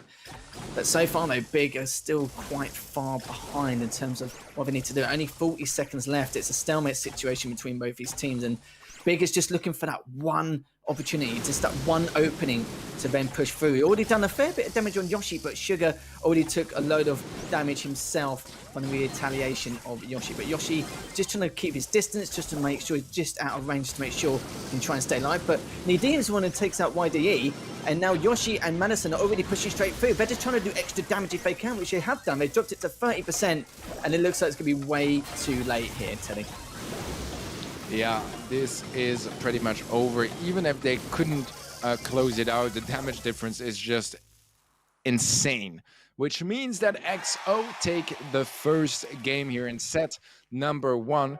A bit of an interesting story, perhaps, is the reason why Cursed is called Madison. It's actually because there has been a bit of a dodging issue in Power League. So Power League is the ranked mode for Brawl Stars, where people, when they say see someone like Curse that is like super good at the game that everyone knows inside of Brawl Stars, they're going to be there like, I don't think I want to be facing you because it's going to be a loss. So they just dodge the match. So some of those players are going to be, rocking some different names because they want to try to avoid that scenario. That's why we have the Madison here. Madison is a bit of a meme, especially in the NA scene, because a lot of the players are simping for Madison Beer, the singer and model. So yeah, I think he was just copying that because it's quite funny. In NA, when the dodging situation was really bad, it's much better now. You had like entire teams called Madison, like literally like you would have 5 players out of 6 in the match called Madison, or something related to it. So quite a funny story, I think. I don't think it had a big involvement when it comes down to the victory here from XO in game number 1. I honestly feel like the Colette was making a pretty big difference, just able to consistently win against the Amber, consistently find value on save. That's what Big were lacking. They were just never able to fight close to the save. I think if you look at the kills and the damage on players, it's probably not that far off. It's just that all the fights were happening on the side of a Big save, which means that, if you have something like a Colette that can super and find value on both players and save, something like a Bell that can, just take so much value off fighting close to that save with those bounces, it's just really hard to match. Imagine making a Smurf and it becomes a meme. That is absolute madness. Now it's like, well, we don't know who Cursed is anymore. That's it. We're pretty much done for before we ladder or play ranked. Deary me. But we are into game number 2, set 1, as EXO took it quite comfortably last time, and they've already pushed in quite far. It's only been a minute into the game, Teddy, and look at that, already down to 21%. They could already take it here if they managed to stay alive, but look at this, the YDE just try to finish off if he can. It's only on 4% left. He's one more hit to try and do it, but he's just out of range. Won't be able to do it, and this is going to be big trouble here, speaking of the devil, for them. Yeah, EXO, they are looking strong. Big will need one of the most convincing heist comebacks I have ever seen. With that save down to 1%, and EXO save pretty much still full HP. We'll see if they're able to make something happen. One shot from any of EXO's attacks would be enough to take the red save down. We'll see if they're able to make that happen. I feel like they should have this one in the back. We have a good push coming up there. Yoshi going for the super. Well, no one can hit him on the way up there, which means that EXO, they take the first set already. Yeah, when I saw Yoshi push up to mid, I was like, it's just a matter of time. It literally is. But you're right though, you have to, when you're in that position and you've lost so much on your safe, you know, that's it pretty much, you know. Unless you play a perfect game, you're pretty much stuffed. There's nothing more you can do. And I can understand the way Big were playing towards the end, where they're spread out, they're trying to not keep their distance, but at the same time just trying to punish them, and hopefully there'll be an opening of opportunity in order for them to try and push in on the safe afterwards. But absolutely not. EXO made sure there was absolutely no chance they could do that. And earlier, you know, before, you know, during the pre-show, before the series even begun, you said for EXO, you know, probably in top 3, big clan, probably in the top 8. But if EXO continue this dominance in, you know, maybe in the next 2 sets, or maybe could go all the way to the 5th and final set, we don't know. But if they do continue that dominance, I'll be surprised on how big the skill ceiling is in comparison from, like, you know, from a top 8 to a top 3 respective team. But Big, you can see there, they had a lot more damage in comparison, just around the 30,000 had the kills, but Free Agents is the one with the executions there, did a lot more damage to the safe in comparison, 71,000 more. Yeah, it's absolutely insane. And I think this kind of comes down to what I was saying earlier, that EXO was just constantly fighting on big side of the map, which means that they were getting a lot of collateral damage on that save, which means you get more value of your shots, you get more value of your damage on enemy players as well, especially with something like a Bell where the shots can bounce around, with the Colette as well when they get in line with that super and the save. It's just a lot of value they were able to find. And in general, in Brawl Stars, where you are having your fights is maybe even more important than winning the fights, because you can get that extra value from your positioning. Well, there's no mucking around, Teddy. We're going straight into set 2. And so far, EXO have been looking very good compared to how Big have been playing compared to that last set. But we'll have to see what happens. Gene, Max and Sandy on one end, and we've got Barley, Bell and Stu on the side of Big. So a comp which we've seen plenty of times over the last couple of weeks in these group stages. And we have the player cams come up to see the reaction of how these guys are going to end up during this series. But already, though, you can see that EXO have already got 4 gems, but Big does have that mid control, so they can easily catch up here. Yeah, it is a good push coming in here from EXO. They find the gem carrier on Nidine, which means that those gems will be picked up by Cursed. Cursed looking to get gem number 8. He has that pull available as well, is going to be pulling the movement speed booster, but the countdown is starting for EXO. 10 seconds for Big Clan to try to take them out. They will find 1 kill, but Yoshi is able to retrieve the gems. It's not really worse to have them on the max, just because of the phase shifting dash, as well as the movement speed and the ability from Curse to just heal him up in case. Well, there's no one nearby anyway. The next, so they just pick up this game. Kirste saw so much aggression from him and YDE as well. Yoshi didn't really have to do too much. He knew that the time limit's pretty much said and done. He just needed to keep his distance and wait and hold for those 10 gems anyway, so he was perfectly fine. He knew he was safe, he was stable, he was in a good spot. But yeah, again, another dominating performance from EXO. Big, they managed to get that mid control like towards the second half, like midway through the game, but literally EXO just took it from him like it was nothing. It was just ridiculous. But it's just some great pressure, great synergy from all 3 of his players, and making sure that they can make their life an absolute misery as they go for the aggression. Yeah, this was definitely a really strong performance once again from EXO. Honestly, I think we have yet to see Big challenging them in any way. We have some couple of plays where they win a fight here and there, but they never really win the entire battle, which is obviously what it comes down to.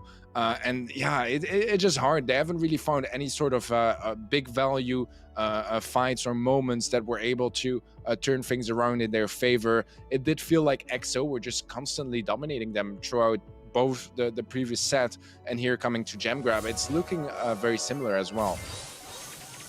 Yeah, like they said earlier, I think it was Curse, mechanically they're very gifted, and it has really shown throughout the entire course of this series. Already though, Curse is trying to put the pressure on as Yudi-chan is actually make something happen of his own, but he's going to stay back for now as Curse has already pushed in and already taken out Sugar as Yoshi has taken out Lars. Yeah, a bit of a positional advantage so far for EXO, I would say, despite some good map control now from Big. The trade on the left-hand side actually was not a trade, it was just a kill from YDE. Some gems retrieved by Sugar Snort. He's able to get them back to safety. YDE is able to win that 1v1 versus Lars once again. And those bushes are just so powerful on Sandy. It just makes it so easy to creep up on your opponents. YD is just doing such a good job just keeping him at bay, making sure that there's no way that can come back into this. But then again, EXO are only up 7-3. Big still have a little bit of time to make something happen here, but as you can see, Dean needs to try and get back if he can. He couldn't, sadly for him, as his team is also trying to at least try and stack up back to his default stack. But Lars now also pushing in, just trying to see what he can do. YDE just trying to be a nuisance behind him, but the countdown has already started as Yoshi and Curse are trying to come back if they can. It's a little bit too late as Big managed to collect some of those gems for themselves, and now it's pretty much a stalemate as it's 7-0 between both these teams. Yeah, really good play from Nadine. They're able to phase shift into those gems, steal a couple away from EXO. That is going to be buying them some more time. Now they are at 9. A nice kill from Yoshi on the right-hand side. Sugar is low HP. He is going to fall and drop a gem in the process as well. Nadine's so low HP. YD should be able to catch him. It's not going to matter too much as he wouldn't be able to retrieve the gems, but it is going to be the countdown for EXO. I think they need one more to be safe. Yeah, indeed. They need one more gem, otherwise Big can tie things up. Will we see them pick this one up? They have some nice control right now. Nadine falls. That is a nice team wipe from EXO, and that will seal the deal for this set. 2-0 for EXO FA now. Great stuff from EXO there. Fabulous work from them. Big did manage to read him a little bit better this time round. Was able to put up a much bigger fight, but you still saw the elements of pressure which EXO was just putting on. Always trying to, come from the side, see that, the flanks do it isn't just the flanks here and there. It's more of the timings of when they do it and how they do it. Not just things like, I don't know, like trying to wait for the respawn immunity or anything like that. But the fact that they've got to try and put pressure on even as the gens are coming up, and like you said earlier, with the fact that even though they could at least try and get away, Big already had 8 gems. If they waited around and tried to back away, they would be able to tie things up and then it would go back to a stalemate. So that was a good read from what you mentioned in comparison. But it definitely made it a lot more of a struggle for EXO, but still, though, they managed to take that set. Yeah, I think this was the first game where Big actually challenged EXO, where they were able to push them to actually, need to perform, because they were not really challenged before. They could kind of do whatever and run away with it. They actually needed to clutch up your EXO to make things work, which is impressive, but it's not going to be quite enough as EXO is able to pick up that second set. We can see damage-wise, it's just so close, but the kills is a whole different story. Just maybe a bit more of an ability to close out those kills, to close out those fights for EXO, and also able to take the kills that matter. Yeah, when you see damage like that, which is very, very similar, and you see, such a huge kill difference, I think it's 13 deficit in comparison, that's when you know that their coordination is just so much better in terms of what they want to work with and what they want to do. But we are going to go to dry season. We have to see if EXO can take this series in a 3-0 sweep. But if anything else does happen and Big do make a comeback, we do have Siege on Robo Highway, and we do have Hot Zone on Parallel Plays if it goes to the 5th and final set. Not hopeful. I'm not going to lie for the first 2 sets. Free agents have been executing everything, not perfectly, but, you know, in terms of what we want to do and how they go about things, it's looking very good strategically, and the aggression's there, the timing's looking very good. But Big Clan needs to try and work out, you know, what they can do. I hope for their sake that Gem Grab and Heist are their worst modes. Yeah, I'm not entirely sure if it's the case, but I think things could be lining up nicely, at least for a potential comeback. It's not looking like it just yet, as the Blue Star is going the way of XO, but my point being that, you know, Bounty is a game mode where things slow down a bit, which will help slowing down that momentum as well that XO has built in those 2 first sets. And Siege is also a really good game mode for comebacks, just because of the way it's designed around that 3rd Siege bot that just matters so much. So everything is lining up for a potential comeback from Big. Now they actually got to show up and pick up some kills. Curse now doing so much work from that range, doing so much damage as well. YDE takes out Sugar in the process, and it looks like EXO are more than happy to keep their distance, but they need to be a little bit careful though, because if they do get trapped in some shape or form, then the range game won't help them quite as much as they would like to. But YDE is just waiting for his opportunity to see if they can get around. But it looks like Big, you know, they do have that mid control, but it's pretty much given to them on the plate because of the fact that EXO wanted to play this passive style. But at some point they will be able to try and push him, because they may feel like that, of course, a 3-0 scoreline isn't enough. But as we were saying, that's still a lot more damage being taken. Given YD still needs to try and keep his distance if he can. He's only taken a little bit, but seems to be okay. Yoshi was almost taken down, but Legend Hold, Curse is the one who takes down Lars and increases their lead. Yeah, EXO looking pretty good right now. 5-star lead. Nadine doesn't quite fall, makes it out alive.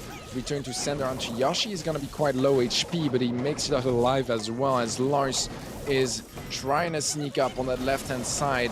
They need some kills here, Big, and they need them really soon. 5 seconds left. Cursed finds Nadine. It is looking like not all that much is going to be happening. We have some kills in the end. It's only a 3-star difference, but EXO get to match point. Cursed is such a nuisance with that bell. I can see what he means. Again, I mentioned it already twice before, but mechanically, like, you know, it's pretty much an aim star with that Brawler. He seems to be like, you know, hitting what needs to be hit. His prediction with the shots are very good in terms of the range and where he wants to go about it. Very, very solid. And I think when someone's using a Brawler like that, where, you know, they're pretty much an aim star in terms of their map presence, it's just one of the worst things to come up against. I can understand why Big were having a little bit of trouble in terms of actually being able to push in and get anything done. Yeah, it was just really rough on them, to be honest. They didn't really manage to find any sort of good positioning before that Blue Star was picked up. Once it was, positioning matters a bit less. And I think an interesting dynamic was that Mr. P on the side of Big versus YD that was rocking that Barley on the right-hand side. Oh, look at this, actually. We have some really different comps now coming up. YD pushing up on the Mortis is gonna fall, which will give the 1-star lead now to Big Clan. Yeah, Nadine is actually rocking that Piper as well, so I have to see if that can make a huge difference to how they want to go about things. But it's a similar situation as last time, it looks like. 3-0 scoreline. Oh, as I say that, Big are actually up now 5-3. His YD is just trying to get out of there. We know it's quite a tanky kind of Brawler, but we'll have to see if we can actually try and push in and make something happen here. His YD is going to go straight in for the count and see if we can get as much damage done as possible. Nadine's trying to stay alive, and Yoshi now doing so much damage, left on 532, 56, and somehow they managed to stay alive during that bout.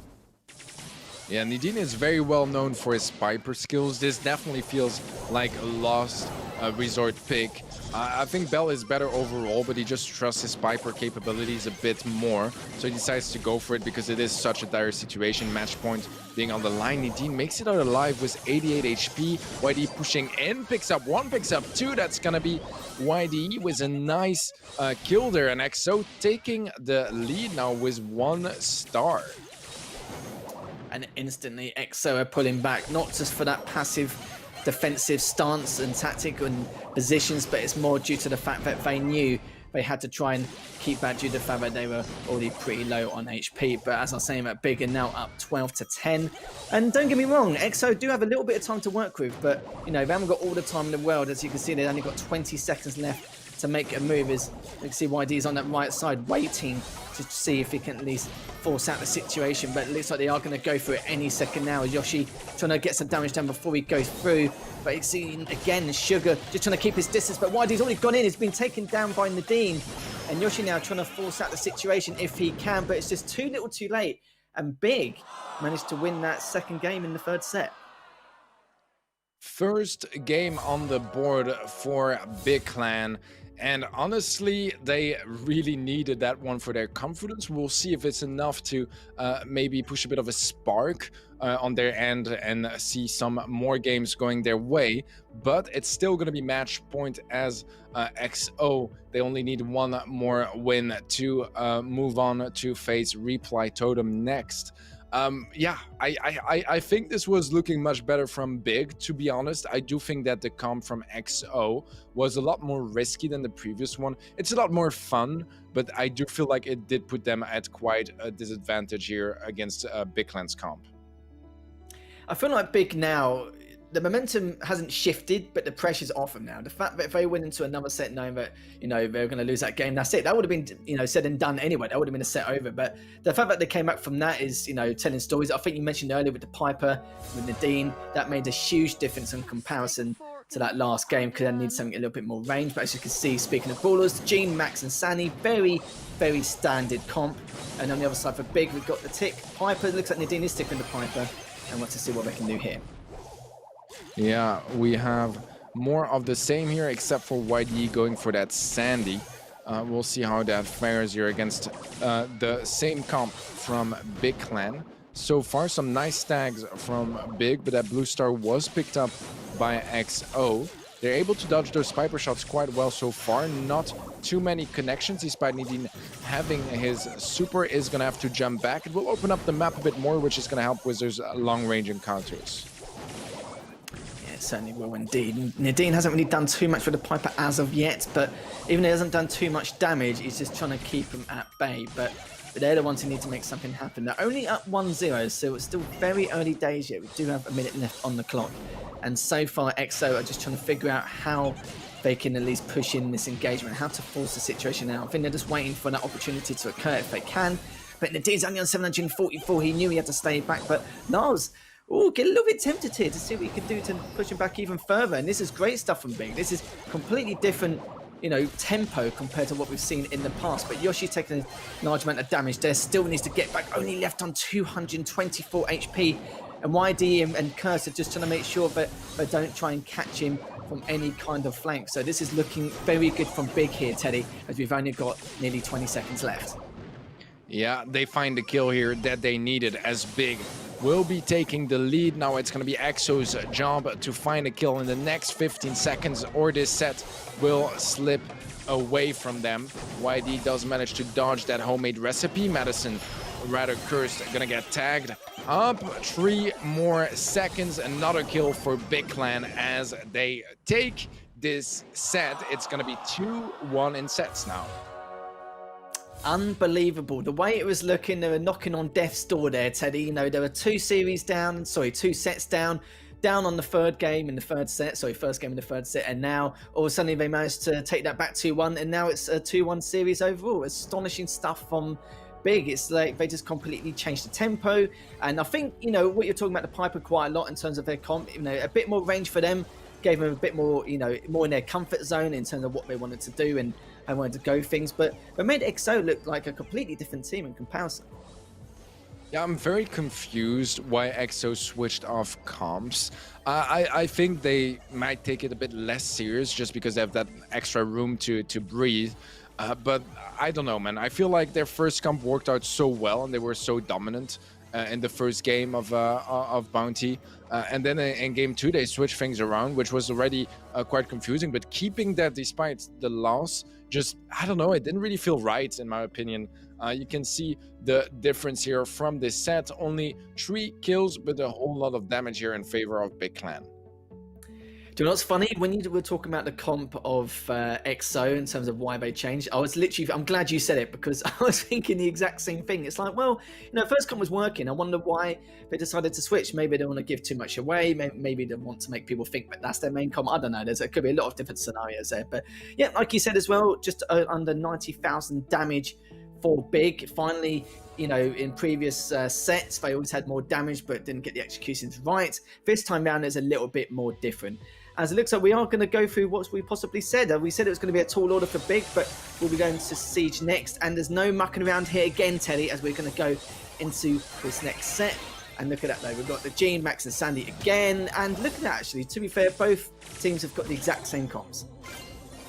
Yeah, the first Siege bot looks like it's going to be going the way of XO, although Big is able to get a nice bolt for the next one. It's all tied up in bolts. Actually, Big will have the advantage after that defense. Obviously, getting that first Siege bot is really important because it gives you that extra control. And it's easier to defend just in general in Brawl Stars rather than attack. We don't have a pull on Sugar Snort either to open things up. I really like that approach from Big Clan to all go on the same side. They know they're probably not going to get this Siege bot, but if they can get a couple of bolts lead for the next one, it could make the difference. Certainly could do indeed. There's only 12 seconds left and sets the the next bot will appear. But Big do have that slight advantage there. YDE does have the bolt next to him, but he's just baiting it out for now to see if it does tie up, but it's going to grab it anyway. And it looks like it will be the side of Big where the bolt will be coming through, and we'll just see what they can do here. But I kind of feel like, EXO actually delayed it a bit just so they can get a much bigger one next time round. So they're going to try and take this out and see how much damage Big can do with this. But managed to take him just a little bit here, take it down to 91, 89. But it won't be doing a huge amount here. But as I say that, though, it's already dropped into the 50s. And, a little bit of surprise there, but this next bot could make all the difference here. Yeah, I really like the strategy from EXO. They saw that Big Clan were focusing on one side for control, and they decided to match that around. So they picked up a lot of bolts rather late and left a lot of bolts to Big Clan just to match that strategy later on and secure that final Siege bot. The final Siege bot is an important one because it means you can fully commit to it.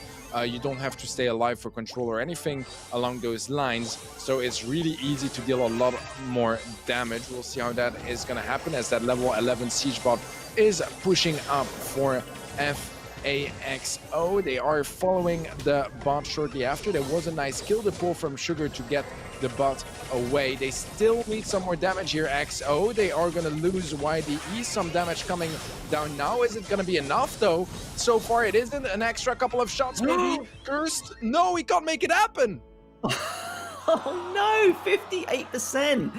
Oh, it just shows that pull near the end made so much difference. Just they weren't trying to delay the inevitable with the pull, just trying to do a bit more damage just in case if they don't take it out, then at least the timer can run out and then they can show there that it's fine. But took them out anyway, literally by 2%. I don't know if EXO maybe made the assumption that, it should be okay, should be fine, should be able to get it below 56%. But yeah, what a close way to start off this full set, Teddy. Yeah, this was an amazing defense from Big. Everything was lining up. First off, they managed to find a nice kill early on before that Siege bot was pushing up too fast, which means that the respawn was coming late and they had to really walk a long way to get back into the action. Afterwards, the pull from Sugar really creating a lot of space, making sure that EXO couldn't really push up with the bot too quickly. And then finally, they picked up YD on the left-hand side as well. So a perfect defense there from Big Clan. We'll see if it's going to be enough to get some more momentum. They have just won 3 games in a row, but EXO, I think they're getting a bit impatient and they're hungry to just seal the deal and move on to the next stage. Yeah, they really are trying to do everything they can. If you're just joining us, welcome to the show. We're in our second series of the day. It's a best of 5. It's currently 2-1 in this series as EXO are leading to try and make it and try and get into that winner's match, but already done so much damage. But saying that though, only 31%, but it's a good way to start things off just to put a little bit of pressure on Big Clan. But Big Clan hasn't even got the bolt advantage at the moment either. We'll have to see what their plan is going forward.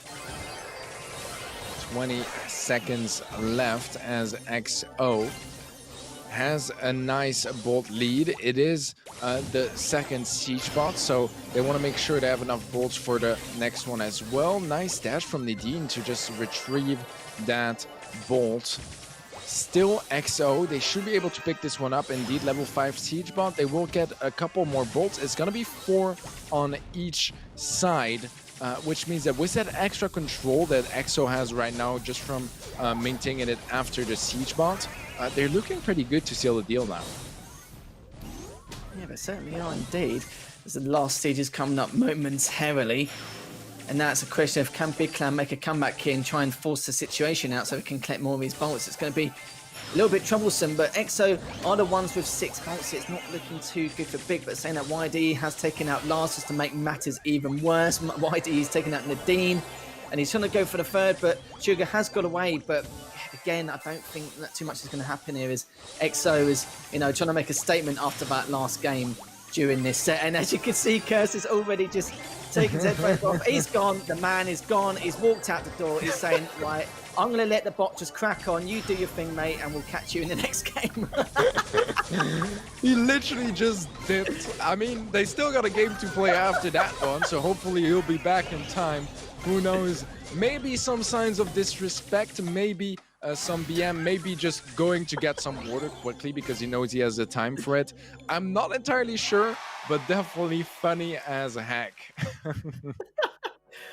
Seen some player cams in my time, Teddy, but I don't care what that is. If he's going for a bathroom break, if he's going for a drink, if it's BM, mate, that is some quality stuff. I'm not going to lie. But I mean, Kirsto, you know, just for reference, makes sense. I literally told you before the stream started, the player cams are so fun every single time. Like they just perform, man. You know, in Brawl Stars, a lot of teams are not used to those player cams because it's just not done a whole lot. And a lot of teams are not used to LAN events or anything like that. So it's definitely a way to just show off some extra personality traits. I absolutely love it, man.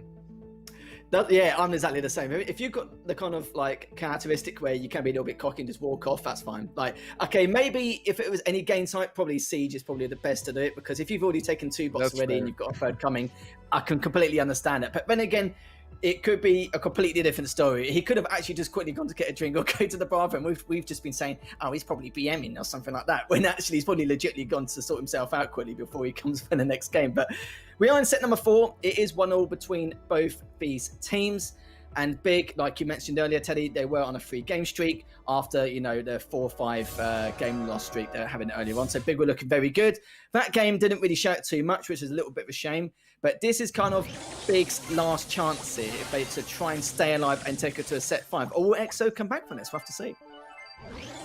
Yeah, 10 seconds until that first Siege Bot. So far, it is really close.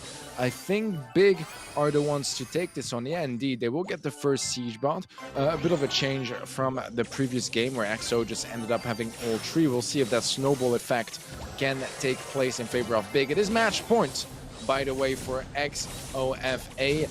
Big Clan, they have set point. If they win this one, it's going to be all tied up. So a lot on the line for both teams here. Yeah, nothing really done there. Good defense from EXO. Have tickled the safe just a little bit, but enough to, you know, force out the situation. EXO need to try and see if I can keep that bolt count up. But saying that though, Big has been able to tie things up now, overtaking, trying to get that second Siege Bot if they can. But Big is looking much better compared to before, but I'm not too sure if they'll be able to try and keep this. Actually, no, they will be able to. I thought there was a possibility that EXO might be able to tie this up and tie the Siege Bot count anyway, but it doesn't matter, as it looks like Big will be the one with the second bot. But I do feel like that they need to try and do something with this one. Yeah, they will need to find some damage or hold on to the control really well afterwards, because 7 bolts lead from EXO is definitely impressive. And look at that, they only found 18%, so they definitely need that final Siege Bot. Cursed has that pull available as well. The super from YD to get that extra control on the right-hand side is able to pick up an extra bolt. Every single bolt here is going to matter so much for XO. 1 or 2 bolts could be enough from stopping Big Clan to match that Siege Bot. Sugar doesn't have a pull. Cursed does. Cursed is going to get pushed back. He goes down, but Yashi is able to pick up a bolt in the back, and this is going to be XO with the level 11 Siege Bot coming up. They only need 18% damage. It's looking good for XO. I think they should be able to close things out here. Yeah, it should be okay. On 25,000 HP left, but still quite a lot. And you can see there, literally, it's just going down like a ton of bricks. It almost destroying the safe as it is. And we'll be able to finish it. Yes, he does. And EXO managed to take that set. The series, and a good way to finish things off for EXO. But Big, I wasn't really too keen on how they were playing in those first 2 games, but they put on a much better show and a much bigger impression in comparison. Because earlier I was like, okay, they won that second game in the third set, but it's not exactly a momentum shift, is it? You know, it just takes the pressure off them a little bit. But then again, taking the pressure off them a little bit has, you know, worked wonders. And as to take the third set, they put a little pressure on the fourth one, but EXO still looked very, very good in comparison. Yeah, I think that if they started off with what they showed us in Bounty and afterwards a bit earlier, I feel like that could have made the difference, because the first 2 sets really felt like just free sets. There was no challenge whatsoever. EXO could kind of just do whatever and it would work out.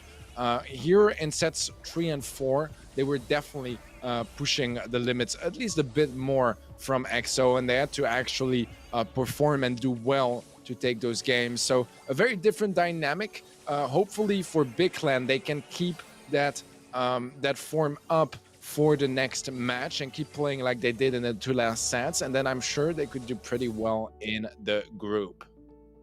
Yeah, I feel like in a decider match, they'll look a lot more comfortable in comparison. Even though they didn't win the series, they put on a much better performance than what we expected in those last 2 sets. And as you can see with the damage counter, 33,000 extra damage for EXO. And you can tell the siege bot counter isn't really too much. But the kills though for EXO, 26 to 12. That's ridiculous stuff. Yeah, it's just really, really solid from EXO overall. I was honestly expecting something like 3-0, 3-1 result. I feel like EXO, if they played a bit more serious in set 3, they should have been able to just close it out 3-0. But yeah.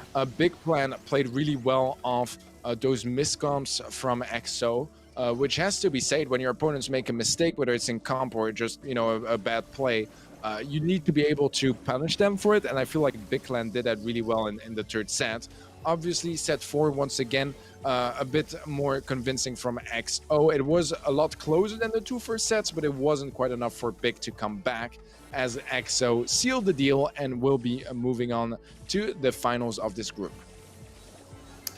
Yeah, congratulations to EXO. I would say commiserations to Big, but don't worry, they will only be in that loser bracket, so they still have an opportunity to try and qualify for the finals. If you don't know at home, if you're just joining us, if you place first in your group, you do qualify for the finals, and if you place second or third, there will be a decider match at a later date for them to try, and it's basically whoever wins that series in the decider match will qualify into the international finals as well. But if you come fourth, that's it, you're done. You know, tough, one of those things, you know, you've got to at least try and come top 3 in order to qualify straight away or have the second chance of even qualifying. But saying that though, you know, with a group like this, you know, you say most of these teams or all of them could definitely have the potential to make it to a finals, and it's going to be very tough for these guys. Yeah, for sure. This is a group of death for a reason, and it does mean that we will be saying goodbye to a team today. It could be Bunker, it could be Big, as they will be fighting things off in the elimination match coming up right after this one. Definitely a stressful match ahead for them. I feel like both teams can absolutely take it home, and man, I'm just really excited. This is such a good group to look at. It really is. The fact that, you know, first day I come in and also the first time we're casting, we get a group like this. I was like, oh, lovely. You know, what a great start to at least try and find out what's going on. And I was like, you know, absolutely flabbergasted when I saw the group. Like I said before, I was like, okay, this is the kind of group I'm a bit surprised with, because some of these teams you could say are possibly favourites going into this. But looking at the full stats from the entire series across the board, you can see, you know, most of the heroes pretty similar from what you see, you know, the Gene, the Max, etc. Kills 68 to 50.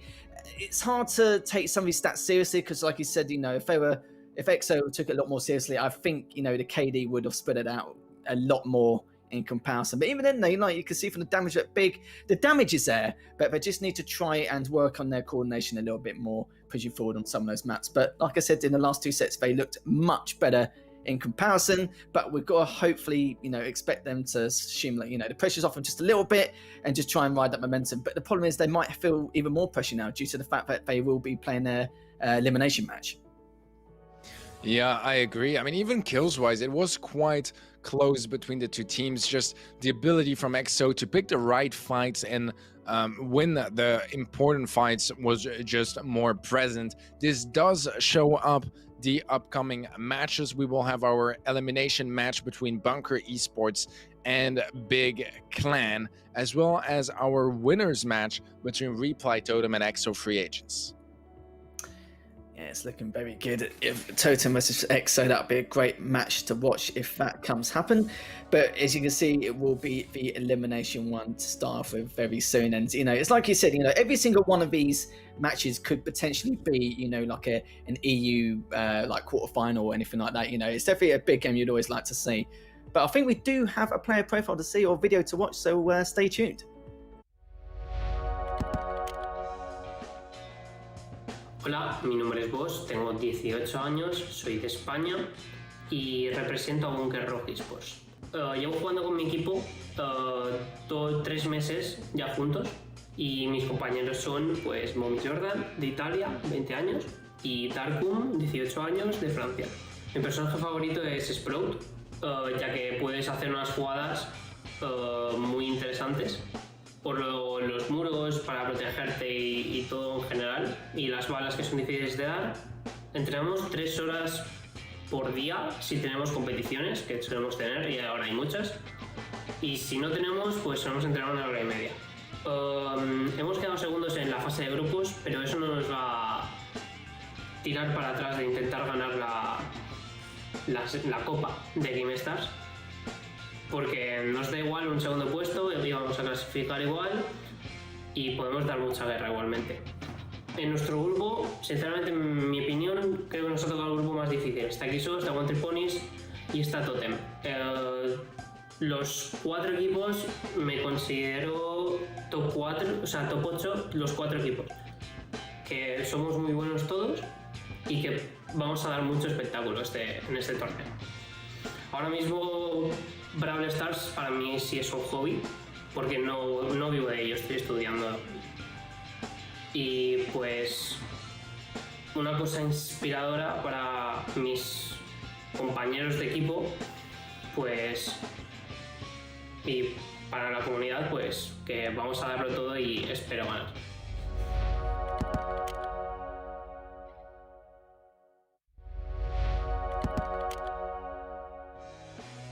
I'm Ruben, in game I'm called Sugar's Nerd. I'm from the Netherlands, I'm 18 years old and I'm representing Big. Both of my teammates are from Germany, they're both 18 years old. I'm playing with Nadine and Lars, and I think we are a great team together because we have a lot of communication and a lot of synergy together. I think my favorite brawler would maybe be Rico, because I really like how his shots bounce. You can hit your opponents from unexpected angles. Nadine's favorite brawler is for sure Piper. He really loves to play Piper and he can always pop off with that. And Lars does not really have a favorite brawler, he's just solid on most brawlers and always does his job. I think teams should be scared about us because we have a lot of preparation involved. We think a lot about our strategies bringing into this game, and yeah, we always try to come up with new strategies and try different things in game. Yeah, I think we have a really difficult group, maybe the most difficult group that there is. We have at least 3 really strong teams that I know of, including Bunker, Totem and EXO Free Agents. Both 3 teams that we faced a lot over the past months with results in our favor and against our favor, so it will be definitely really interesting matchups. I mean, our end goal is of course always to reach top 1. I mean, that's all what we're striving for, and we just want to have good games, and in the end, then I would be happy as long as we are having good matches. I think we try to always get the best for the team, so that's how we inspire each other to always work as hard as we can to get the best results and also to represent our organization the best way possible. To all the viewers watching, I would say thanks so much for all the support that you give us, and it really helps us motivate to stay grinding and keep competing at this level. To my team, I would say I love you guys for always being there, always improving, always helping me to also get the best out of myself. He's absolutely right. You know, the more support you get, the more positivity there is. The more positivity there is, the more they want to try and grind and train and try and give you the best outcome possible for not only you guys at home, but of course for the entire team pushing through. And you saw there that, like, even from Boss from Bunker, he was like, it's just Derby, mate. It's just Derby. You know, I take it, you know, a little bit seriously from a competitive aspect, but I think there's mind games there. I can understand, like, you're in a tournament, but you're on a very good team as well. And it's quite hard to see you could treat it like a hobby and, you know, from a competitive standpoint, you know, considering it's like one of the, biggest events around in Brawl Stars. But, you know, Boss seemed quite chill, quite comfortable and individual in terms of how he wants to see things and how he wants to play. But you saw there from one of the players on Big, I think it was just the fact that he wanted to say that, you know, once they want to try and support him, wants to try and do the best he can. He did say as well that XO is probably going to be one of the biggest challenges for their team. And do you know what? I'm not going to lie. It went wrong. We saw the last series and, you know, it wasn't like they got slapped about or anything like that. Like the first two sets was, okay, a little bit one-sided. You know, there was quite a lot of, quite a lot of dominating performance from XO. But Big did bring it back. So they do show some kinds of life, but they can't just show some kinds of life in small segments here, Teddy. They've got to really push it to the limit if they want to try and take down Bunker. Yeah, this is a pretty tough match ahead of us. Two really solid teams that I would really rank in a similar spot. The maps in front of us are Both, Riot, Triumvirate, Rustic, Arcade, Quick, Skip, and GG Mortuary. Once again, quite a couple of non-competitive maps, 4 in a row to kick things off. So definitely going to be interesting to see which team is more prepared when it comes down to those outlier maps. For them, they're not maps they're going to be scrimming as much, so it's really going to come down to improvising and being prepared specifically for this event. So I'm excited to see how it's going to work out. I feel like overall, Big should be the slightly better team. They also looked a bit better today since they were facing a stronger team and did manage to pick up that third set. So I think that I'm going to go with Big as a prediction for this one. And once again, a close match ahead of us. But I feel like Big Clan just showed a bit more stuff in their match than Bunker did. Yeah, I hope so as well. The big worry is the fact that you were talking about a lot of these maps are ladder maps or matchmaking maps. It's a shame really because of the fact that it can be a little bit of a coin flip in terms of, like, for example, if one of the teams know they're better than the other one or they're quite confident, it can throw it out the window a little bit in terms of how they want to progress in the series, because having to practice on ladder maps can be a little bit of a pain in the backside sometimes. But like you said earlier, you know, it depends how much they grind. It depends how much preparation they've put into, you know, the setups and the comps they want to try and put in terms of what they want to do on each of these maps. So in terms of predictions, Teddy, like, what would you predict in terms of the outcome of this matchup between these two? I feel like Big should be winning this one. Obviously, you never know. Brawl Stars is the kind of games that you really take day to day. You just want to look like, how is your form today? And that just makes such a big difference. We'll have the bands in front of us, maybe that can favor one of the teams. Bell and Stu, arguably the two best brawlers in the game right now. So I feel like they make a lot of sense. Once again, I feel like Big should be able to secure this one. I wouldn't be surprised to even see them go on like a trio sweep or something like that.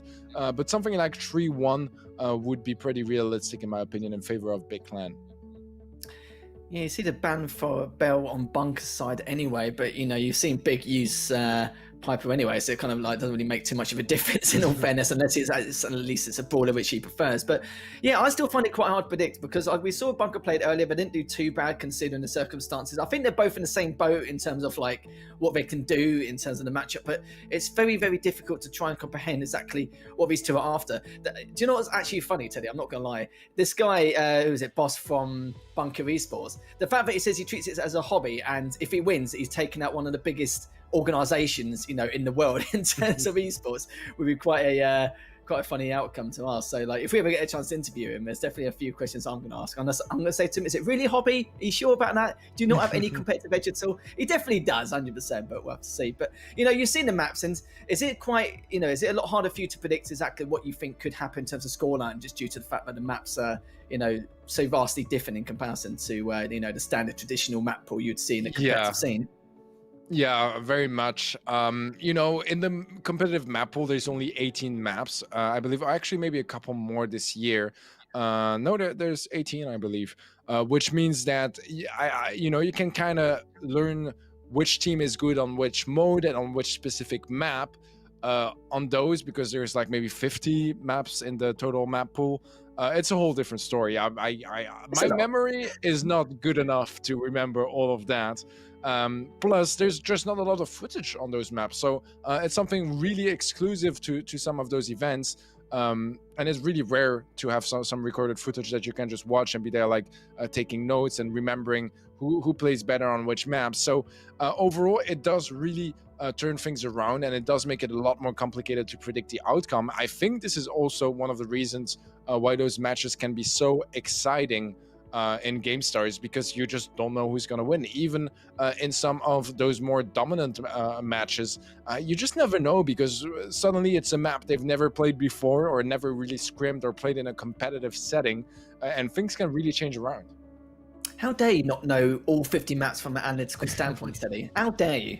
No, it's fine. It's completely understandable. It's, for anyone, it's very, very difficult. You can understand it to a certain extent, but to know exactly what you want to do in terms of knowledge and how to explain things on every single map, it's very difficult, which is why, you're talking about how hard it is to predict how this is going to go. It could swing both ways. Big, I feel like Big performed a lot better, but only those last two sets. I feel like if they play like that from start to finish and actually crack on from there, it could be a whole different ball game compared to Bunker. But we don't really know how much practice, how much Bunker Esports actually grind in comparison to Big, because obviously with a big staple organization like Big, you've got to keep up those high placements. You've got to make sure you've got to prove your worth and show that why you're part of that organization. There's a lot of things to take into consideration. You've got to remember, these two teams are playing against each other, and it's not like the decider match or to qualify the winners match. This is still the elimination match, so one of these two teams could potentially get knocked out this early on.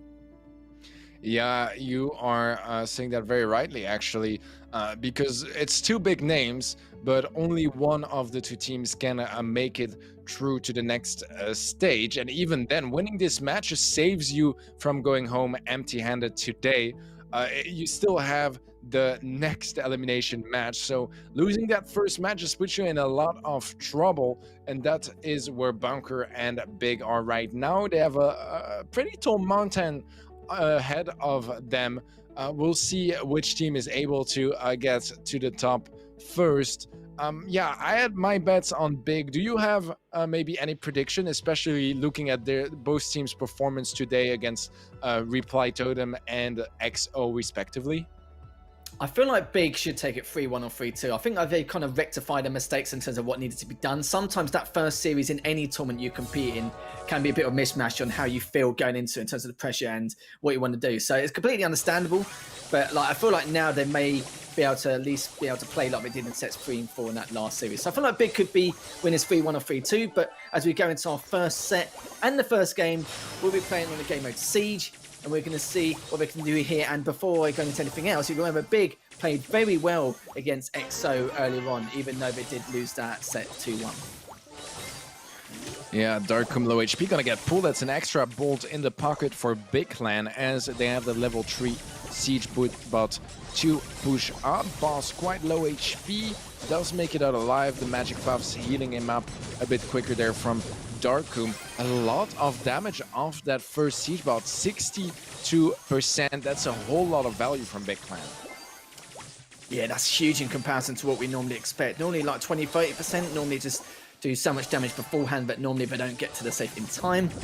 But saying that though, very good start from Big. If Big get a second one here, this could be all but over, and considering the circumstances, Big have just done such a good job trying to hold that mid angle, but even then, Darkum's trying to make something happen. He managed to trying to take one down, but Sugar was the one who was able to stop him in his tracks. Darkum only on 272 HP, he will get taken down finally, but Boss is already trying to retaliate on Spawn to see if he can keep that Siege bot back as much as possible. But even then though, still needs to take up another 34%. Half the damage has already been taken, but it's going to be too little too late here as Big take game number 1.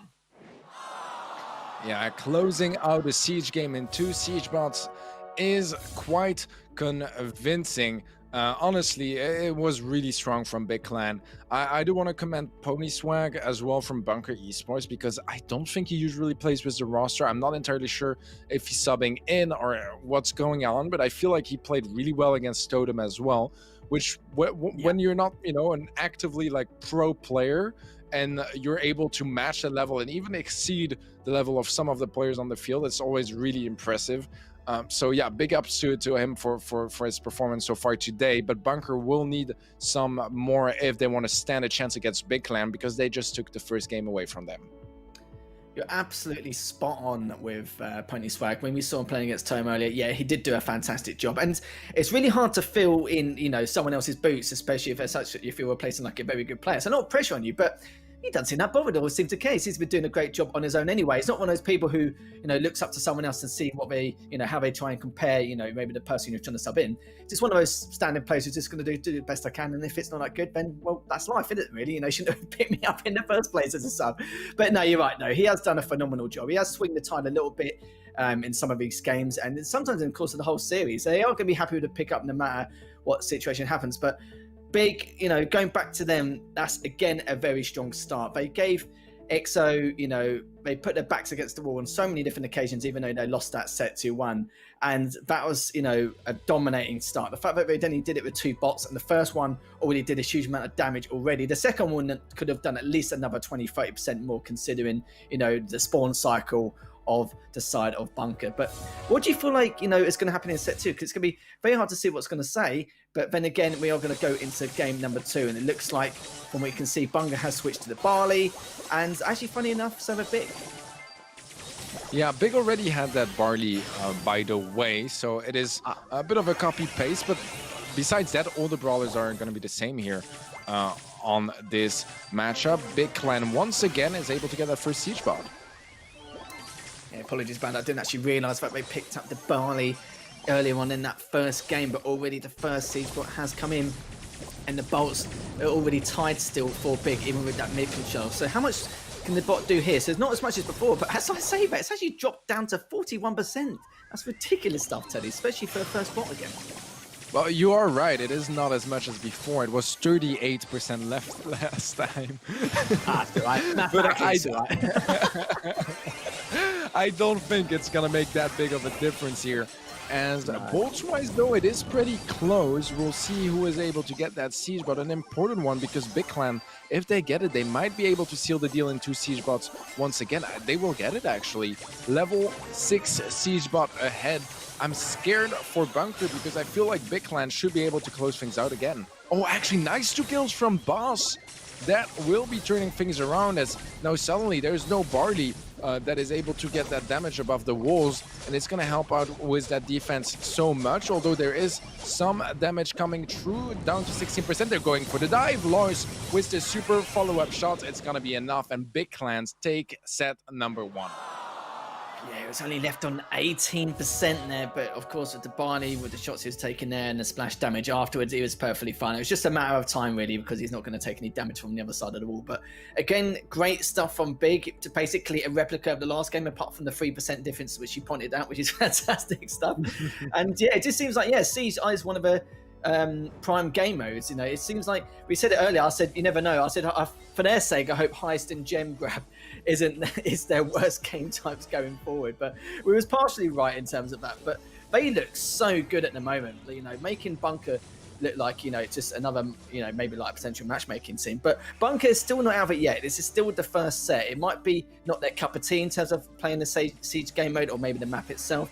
So I'm hoping we see a lot more from Bunker, because they have a lot more potential compared to what we've seen when they played against Totem earlier on. I completely agree. I just want to point out Monsieur and Sugar's haircuts being so alike. I feel like they're going for the exact same vibe. However, yeah, maybe it just works out a bit better for Sugar's Note when it comes down to Brawl Stars, as Big Clan with a convincing set. Look at this, 0 damage on their set, on their Ike. For a second, I was gonna say there has to be a bug in the stats, but actually, yeah, they got every single Siege bot in this match. It was only 4, but none for Bunker means that they have a pretty easy way to take that first set. Yeah, you saw that 50,000 damage, considering how quick that first set was. That is huge, like pretty much more than a third damage in comparison to the opponents. But second set, though, we'll be going to Trium. It will be Hot Zone. And how do you feel this is going to pan out? We've seen how good Big have been on Siege, but not just Siege, but just their, not only their compositions, but their pure aggression, their strategic mindset, and how they try and keep so much pressure onto their opponents. And, it wouldn't be too much of a surprise if it was a little bit one-sided again. I just feel like they need to try and pull the finger out a little bit in terms of what Bunker needs to be done, because we know they're full of better stuff. If they play like they did against Totem, it should be fine, but it's very difficult to kind of comprehend what they can do here in this next set to make such a monumental difference in comparison to the first one. Yeah, Triumvirate is, in my opinion, the worst thing that ever happened to Brawl Stars. This map looks absolutely like man, whenever I have this map in Power League, I just instantly I know it's gonna be pain. Even if I win, even if I dominate, it's just it's so hard, man. Between the jump pads and the fences and the tree zones and the spawns, usually they're like this, you have one on the top, one on the bottom. Here they're in the middle, kind of, one on the right side, one on the left side. It's just, man, I can't. I honestly can't. It's just so hard to play. You see a lot of weird stuff happening there as well, where it ends up being like a 1v1 on each zone, or some teams go for 2 on one side, 1 in the middle, and then they go for the top zone later on, for example. It's just really hard to follow what's going on, because there can be action all over the place. I'm more than happy to solo cast it if you're on the bell now, mate. This, if you want to, this is now your opportunity to try and get out of it. I mean, you can come back for the third set, it's fine. But yeah, it's a tough one. This is why some of these ladder maps can be quite difficult to kind of comprehend, and it's hard to decide, what comps and what they're going to do in terms of how you're going to predict how this one set could pan out in comparison. This could be Bunker's opportunity to try and make something happen on a particular game type and map, which we don't normally see too often. It's very, very hard, but Bunker need to pull something out, because if not, when it goes to 2 sets down, it gets a clan like Big, who are formidable in terms of how well they've been progressing so far. It's going to be a tough one. Yeah, I completely agree. I think that it is one of those maps that just no one really likes, which means that a lot of people just won't play it if it's in ladder. It is in Power League, which means that sometimes you just don't really have the choice, as Boss is able to take down Nadine in the center. Lars looking for the trade, can't quite make it happen just yet. Boss is solo HP, but he stays alive, and so far a bit of a better start from Bunker. Yeah, this is set 2, game number 1. We will be on Teddy's favourite map, no problem indeed. Big are already up 1-0 in the series, and they have been looking dominant in comparison to the side of Bunker. But could be early danger. We'll have to see what can be done, but the scores are very even. Big just barely edging out by just a couple of percent. And it's just back and forth from both these teams, as Lars managed to clean up Boss there. Did a huge amount of damage on Pony Swag, only left on 32. I think he stood a little bit too long there. I don't think he expected to take so much damage as he was trying to get across from the other side. But now Big have got that edge by 10%, as Lars has been pulled in, trying to get through. And now Nadine is trying to take that Boss if he can, but you saw there, Lars managed to take down Darkham. Lars is trying to see if he can clean up Boss if he can. He's so weak. He's only on 660 HP and still managed to hold the middle. And Lars is just trying to put even more pressure down onto that zone. But Bunker, the one just edging it out by 5%, Teddy. Yeah, it has been quite close so far. Nadine was an important pickup, because now Big Clan take the lead. They're almost done capturing the middle zone. After that, they can put all their resources to the bottom zone and try to close things out. Nice super from Lars. That's going to be Pony Swag burning down. He takes a lot of damage. He falls to Nadine. Darkum has that pull, finds it on Nadine. That's going to be a nice kill, but look at the percentages. It is a Big Clan running away. Oh, 99%, not just yet. Nadine will be jumping right onto the zone. He's going to get knocked back by Pony Swag. He's not done capturing just yet, and Bunker, if they keep it up like that, they might be able to come back.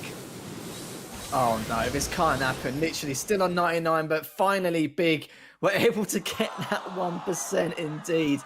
And it took that first game in the second set.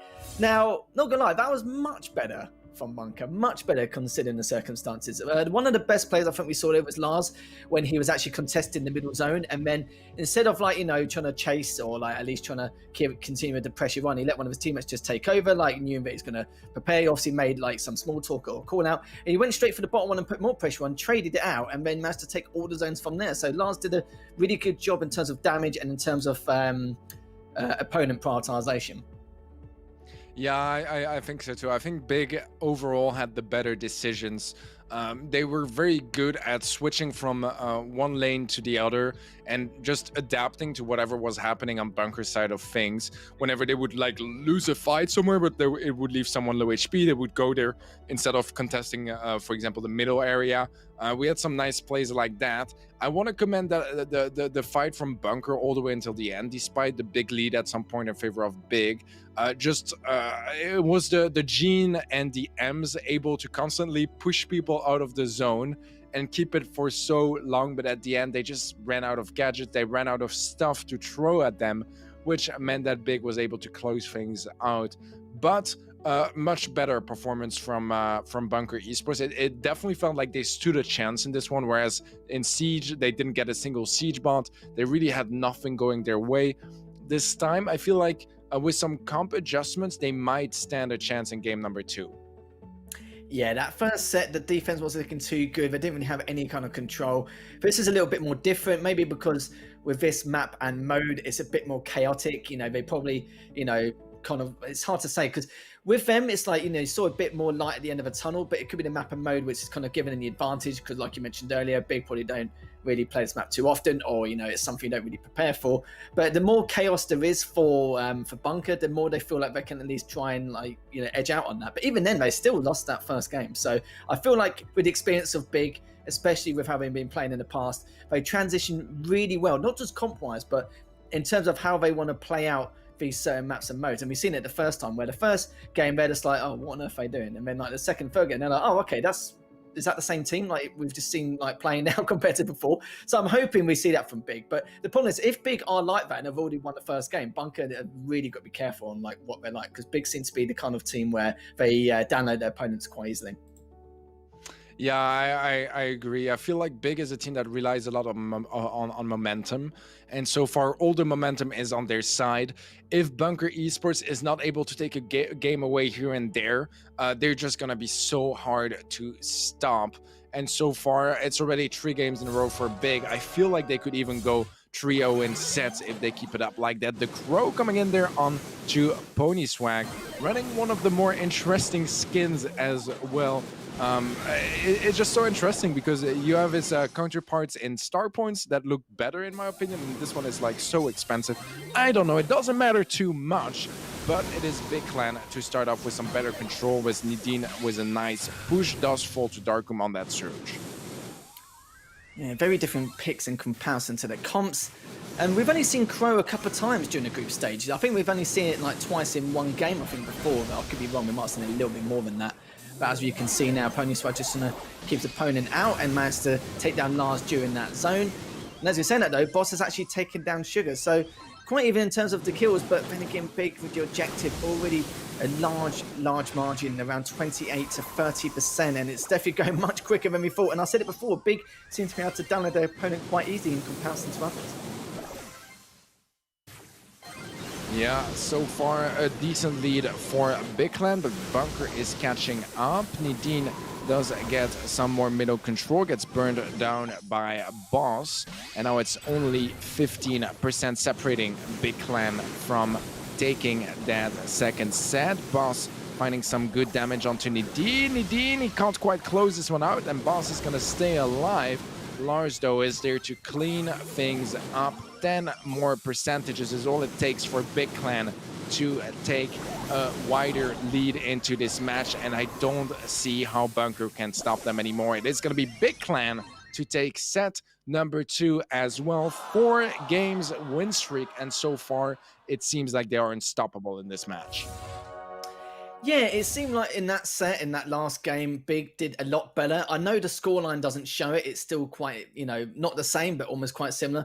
But I do feel like it's a much better show. And I feel like Big win a bit more in control with, the aspect and the pace of the game. You saw that Bunker was trying to control the tempo in many ways, but they just weren't, just again, running out of ideas on how to try and push him out of the zones and try and do anything they can. It was a very, very difficult approach for Bunker. And now they're 2 sets down, trying to get a reverse sweep against Big is once again another tall order. Yeah, it is gonna be a challenge here for Bunker. They will need a full-on reverse sweep if they want to make it out of this group stage. And Big Clan, so far, it seems like they are the team leading the charge. I'm saying it seems, but they absolutely are, as it is 2-0 in sets. They only need one more to move on to the next match.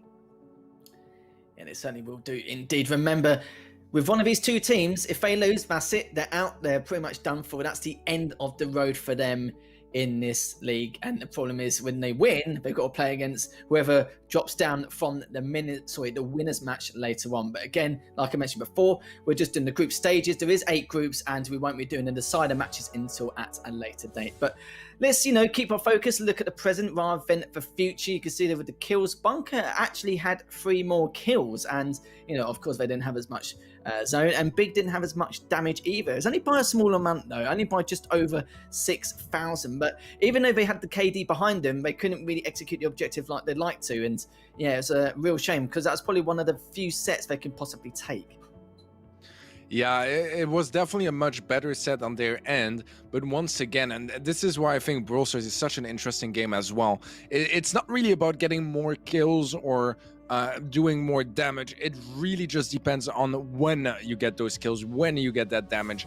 And similarly to EXO versus Big earlier, where Big constantly managed to somehow get more damage, it was just EXO getting the better fights. Here it's the same, but on the Big Clan side of things, where they managed to take the important fights, engage in those fights that truly matter, and win those engagements that are just so much more important than some other fights. So good stuff from Big. They are up 2-0. Rustic Arcade is going to be the next one here for match set, as yeah, it's looking like it's kind of falling apart for Bunker. They really need this next set, or it's going to be the end of their journey in Gamestars.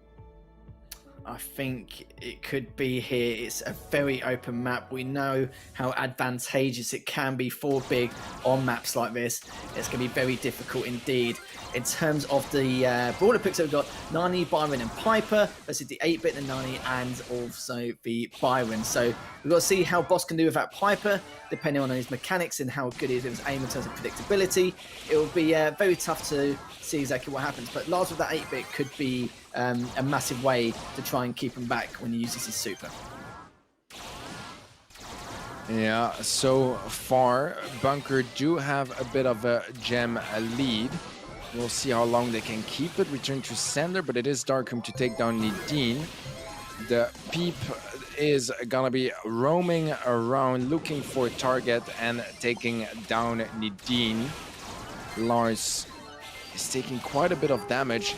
He does make it out alive for now. Some good dodges from Lars, actually. He's going to be really low HP, but he survives that fight. And at least gem-wise, it's a bit closer. But look at this. You have 3 gems available for Darkroom to pick up. Boss is the one to extend and go for them. A nice pickup there as well onto Lars, the gem carrier for Big Clan. And so far, Bunker looking better than ever.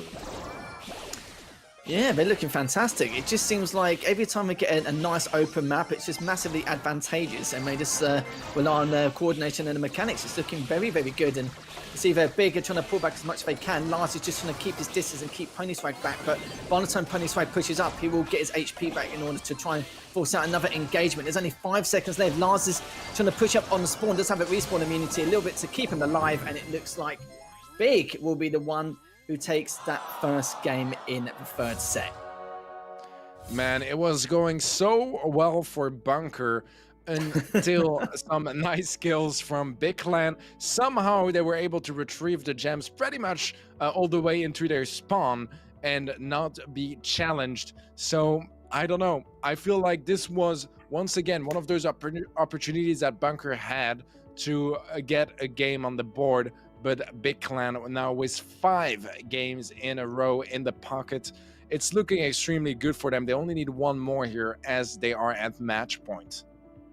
Well, I've seen worse, so yeah, it could be the point now where they're going to win 6 in a row and it's going to be, all said and done. But you said it earlier, Bunker put on a much better showing during this game, but again, even though they're putting these much better showings here and there, Big can still tackle it pretty much no problem. And like I said earlier, with the fact that they can actually read their opponents quite easily compared to other teams, the fact that we're going to game 2, wouldn't be surprised if Big, either have a change of comp or maybe just be able to read what they're doing. It's very tough, and it seems weird they're very good on these open maps. They just rely on being Gamestars and just coordinating well to attack certain opponents there. It's just their priority management. They know exactly what to do. Their call-outs, you can see from there or here and there, they prioritize very well in terms of what they want to get done before they get those 10 gems, or just while they're trying to hold that mid control. There's a lot of things to dissect and try and take apart. But having a look now, it looks like we do have pretty similar comps here, I think, Teddy. Yeah, we have the mirror matchup. We'll see how that works out. As so far, we have some more control from Big Clan. They do lose Lars on the left-hand side as Boss takes him down, but it is going to be at the expense of 5 gems picked up by Big Clan early on. Certainly indeed, as you see, Bunker again with that mid control, like you mentioned just now, Teddy, earlier on. But Big, they managed to grab that a little bit later towards that first game, but can they do it again? That's going to be another question. As Lars taking a huge amount of damage, but managed to keep Boss back in the process. Darkham now looking to try and get that next gem. It's still, not in their favour, but Big are up 5-4, so they need to be careful, and they know they've got to try and take at least one of them down, because even if they don't, it's going to come to the problem where, they can't actually pull back. They still need to continue to hold that mid control. They get those 10 gems, but Bunker now only ahead by 1, and Darkham's managed to place that down nicely. Boss is still trying to keep himself at bay. Darkham managed to take down Nadine in the end, which is going to be absolutely huge for them. And now Bunker's only 2 gems away, but as I say that, managed to pick up the remaining gems from their last death, and it's Bunker looking much better now in comparison. Yeah, Bunker with a 2-gem lead. Control, though, is in favor of Big right now. A nice pickup on the left-hand side. It doesn't look like Big Clan is leaving the middle anytime soon, as Darkroom takes quite a bit of damage already. Boss not exactly full HP either, and this is gonna be the chance for Big Clan to get that countdown started. Obviously, they will need an extra gem since they're 8 already onto Bunker. Nice super from Sugar taking down Boss. The gem is there right in front of them. Nadine catches it, using his gadget as well to tank. This is gonna be it. It is over as Big Clan take down Bunker 3-0, not dropping a single game in this match. That was literally a replica of game 1 almost, wasn't it? Pretty much the same thing. Managed to come back there nicely. They knew that even if they gave that early control back to Bunker, they knew it, as long as they're patient and just wait for an opening, they should be fine. The opportunity was there, they managed to take it. And, they played that smart, they played that well. A lot of high IQ plays just to try and keep Bunker at bay. And it was really good fun. It's nice to see that Big, I did mention earlier that it'll probably be a 3-1, 3-2. I was mistaken, it's a clean sweep from Big. But we thought Bunker was going to put up a bigger fight considering how well they play against Totem. But it's a real shame. Commiserations to Bunker. They didn't do too bad in that first set, but in this set, it looks like they'll be knocked out from the tournament. Yeah, end of the journey for the French organization. Mostly non-French players, actually. Only Pony Swag, I believe, is French on the roster. The rest is Spanish, if I am correct. Big Clan, a bit more German-based, at least German-speaking, except for Sugar Snort. And yeah, good stuff from Big, man. This is what I expect to see from them. They have been quite consistently beating those tier 2, tier 1.5 teams, if that's a thing. So yeah, I'm not particularly impressed, but I think that this is just what I expect from them at this point. And yeah, I want to see them perform better when it comes down to those tier 1 teams in the rest of the journey, as they will be staying in the competition. Yeah, honestly, good stuff from Big. Bunker, not so much, but there were some signs of hope, and with some more homework, with some more preparation, I'm sure we can see them stronger, perhaps next season or in other events. Yeah, with Big Clan and their experience, it's understandable why they were to play so well. They was a little bit worried at one stage when they were playing against XO, because they really struggled with us one-way ticket pretty much to the end of that series. And, we expected a little bit more from them, and we have expected a lot more from them. I think it was this, first series of the day, they didn't look too good. They were a lot better in sets 3 and 4 and against XO earlier. and they're just riding the swing a bit. I've obviously got a little bit annoyed and thought, right, you know what, I've had enough. I've got to take my anger out on someone. Sadly, it was for Bunker. But yeah, Big did look much, much better. Even though the maps weren't in their favor, their preparation's probably small considering what they had to play with and against. And they still did pretty well. This is what you expect from, you know, a semi-top team to a top team. But it's weird because I feel like Big now are kind of in purgatory where, you know, they're much better than a lot of teams. They stand out really well. But against tier 1 teams, they still do struggle a little bit. But it's just a matter of time before they find their footing and kind of understand and rectify exactly what needs to be done in order to try and push that next skill boundary. Yeah, I completely agree. We still have a couple of those replays, especially insisting on those haircuts from Mathieu and Sugar Snort. Absolutely gorgeous, man. I'm jealous. I wish I could have that hair still, but I shaved it off today. So yeah, I can relate to those haircuts. However, stats-wise, it is pretty close, but once again, it's not always about getting more kills, about getting more damage.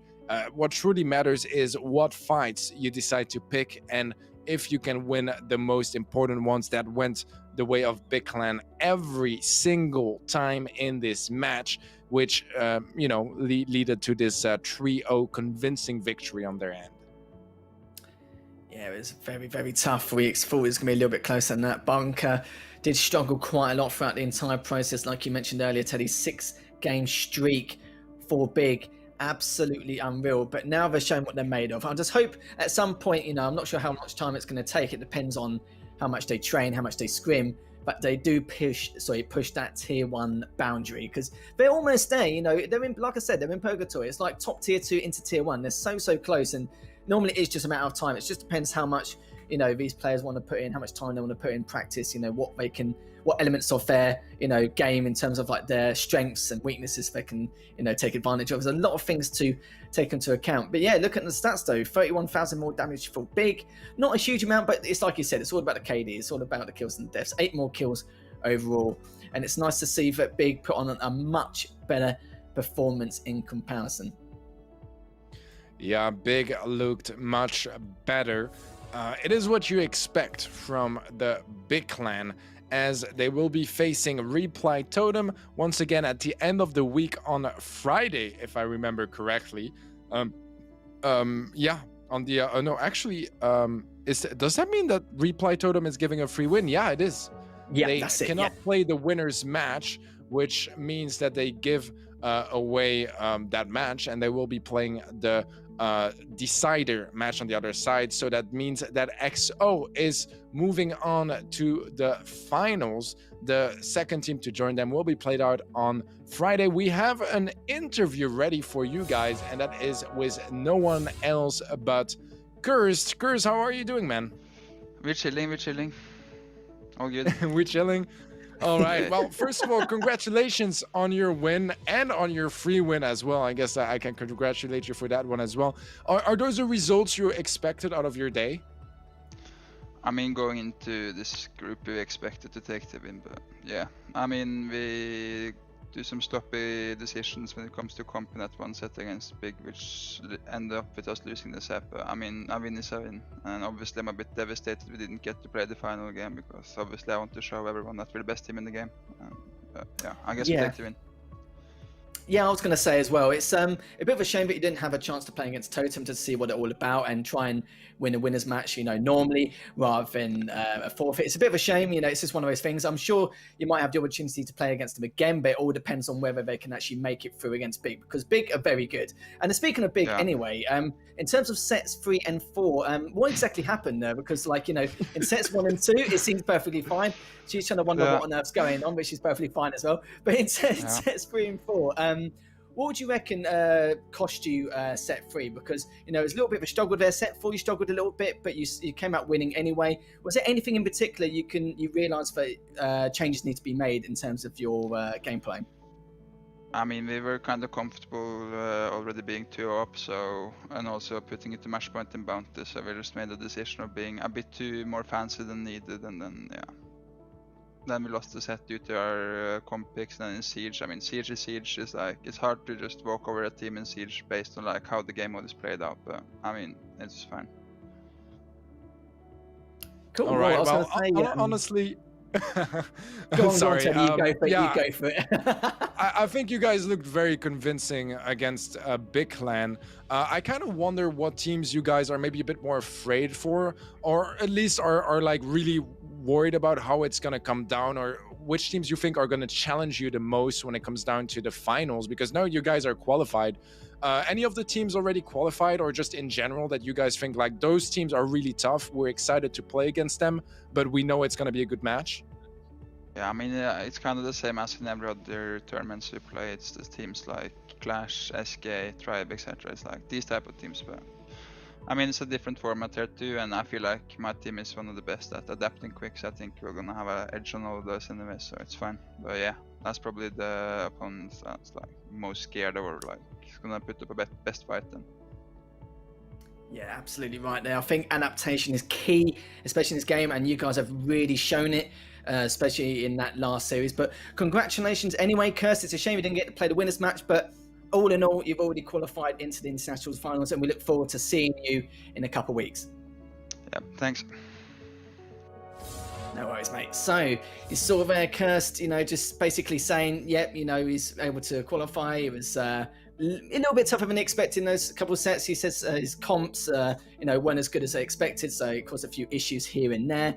But, you know, he's satisfied. Not fully satisfied. He'd rather play that winners match, but it's just one of those things. But, you know, we're all said and done here. And what I was going to say to you, Teddy, was final thoughts before we head out. Yeah, man, I think this group really showed us a bit of a highlight of what to expect when it comes down to the international playoffs. That's still going to be in a couple of weeks, but we have some more groups to go through this week. I think the level of play here at Gamestars is really exciting to watch, and I'm looking forward for some Brawl Stars gameplay. I can't wait for it. Teddy can't wait for it, and it's going to be fabulous stuff. We do have the next group tomorrow. We've only got 2 groups left, and then we've got the decider matches later on in a week to determine exactly who will be going through international finals. So it should be incredible stuff. But apart from that, thank you to everyone. Thank you to Teddy for holding my hand throughout the entire broadcast. But not so thanks to Supercell. Thank you to all of the production, and not only that, but you guys, the viewers at home. Without you guys, these events will not be made possible.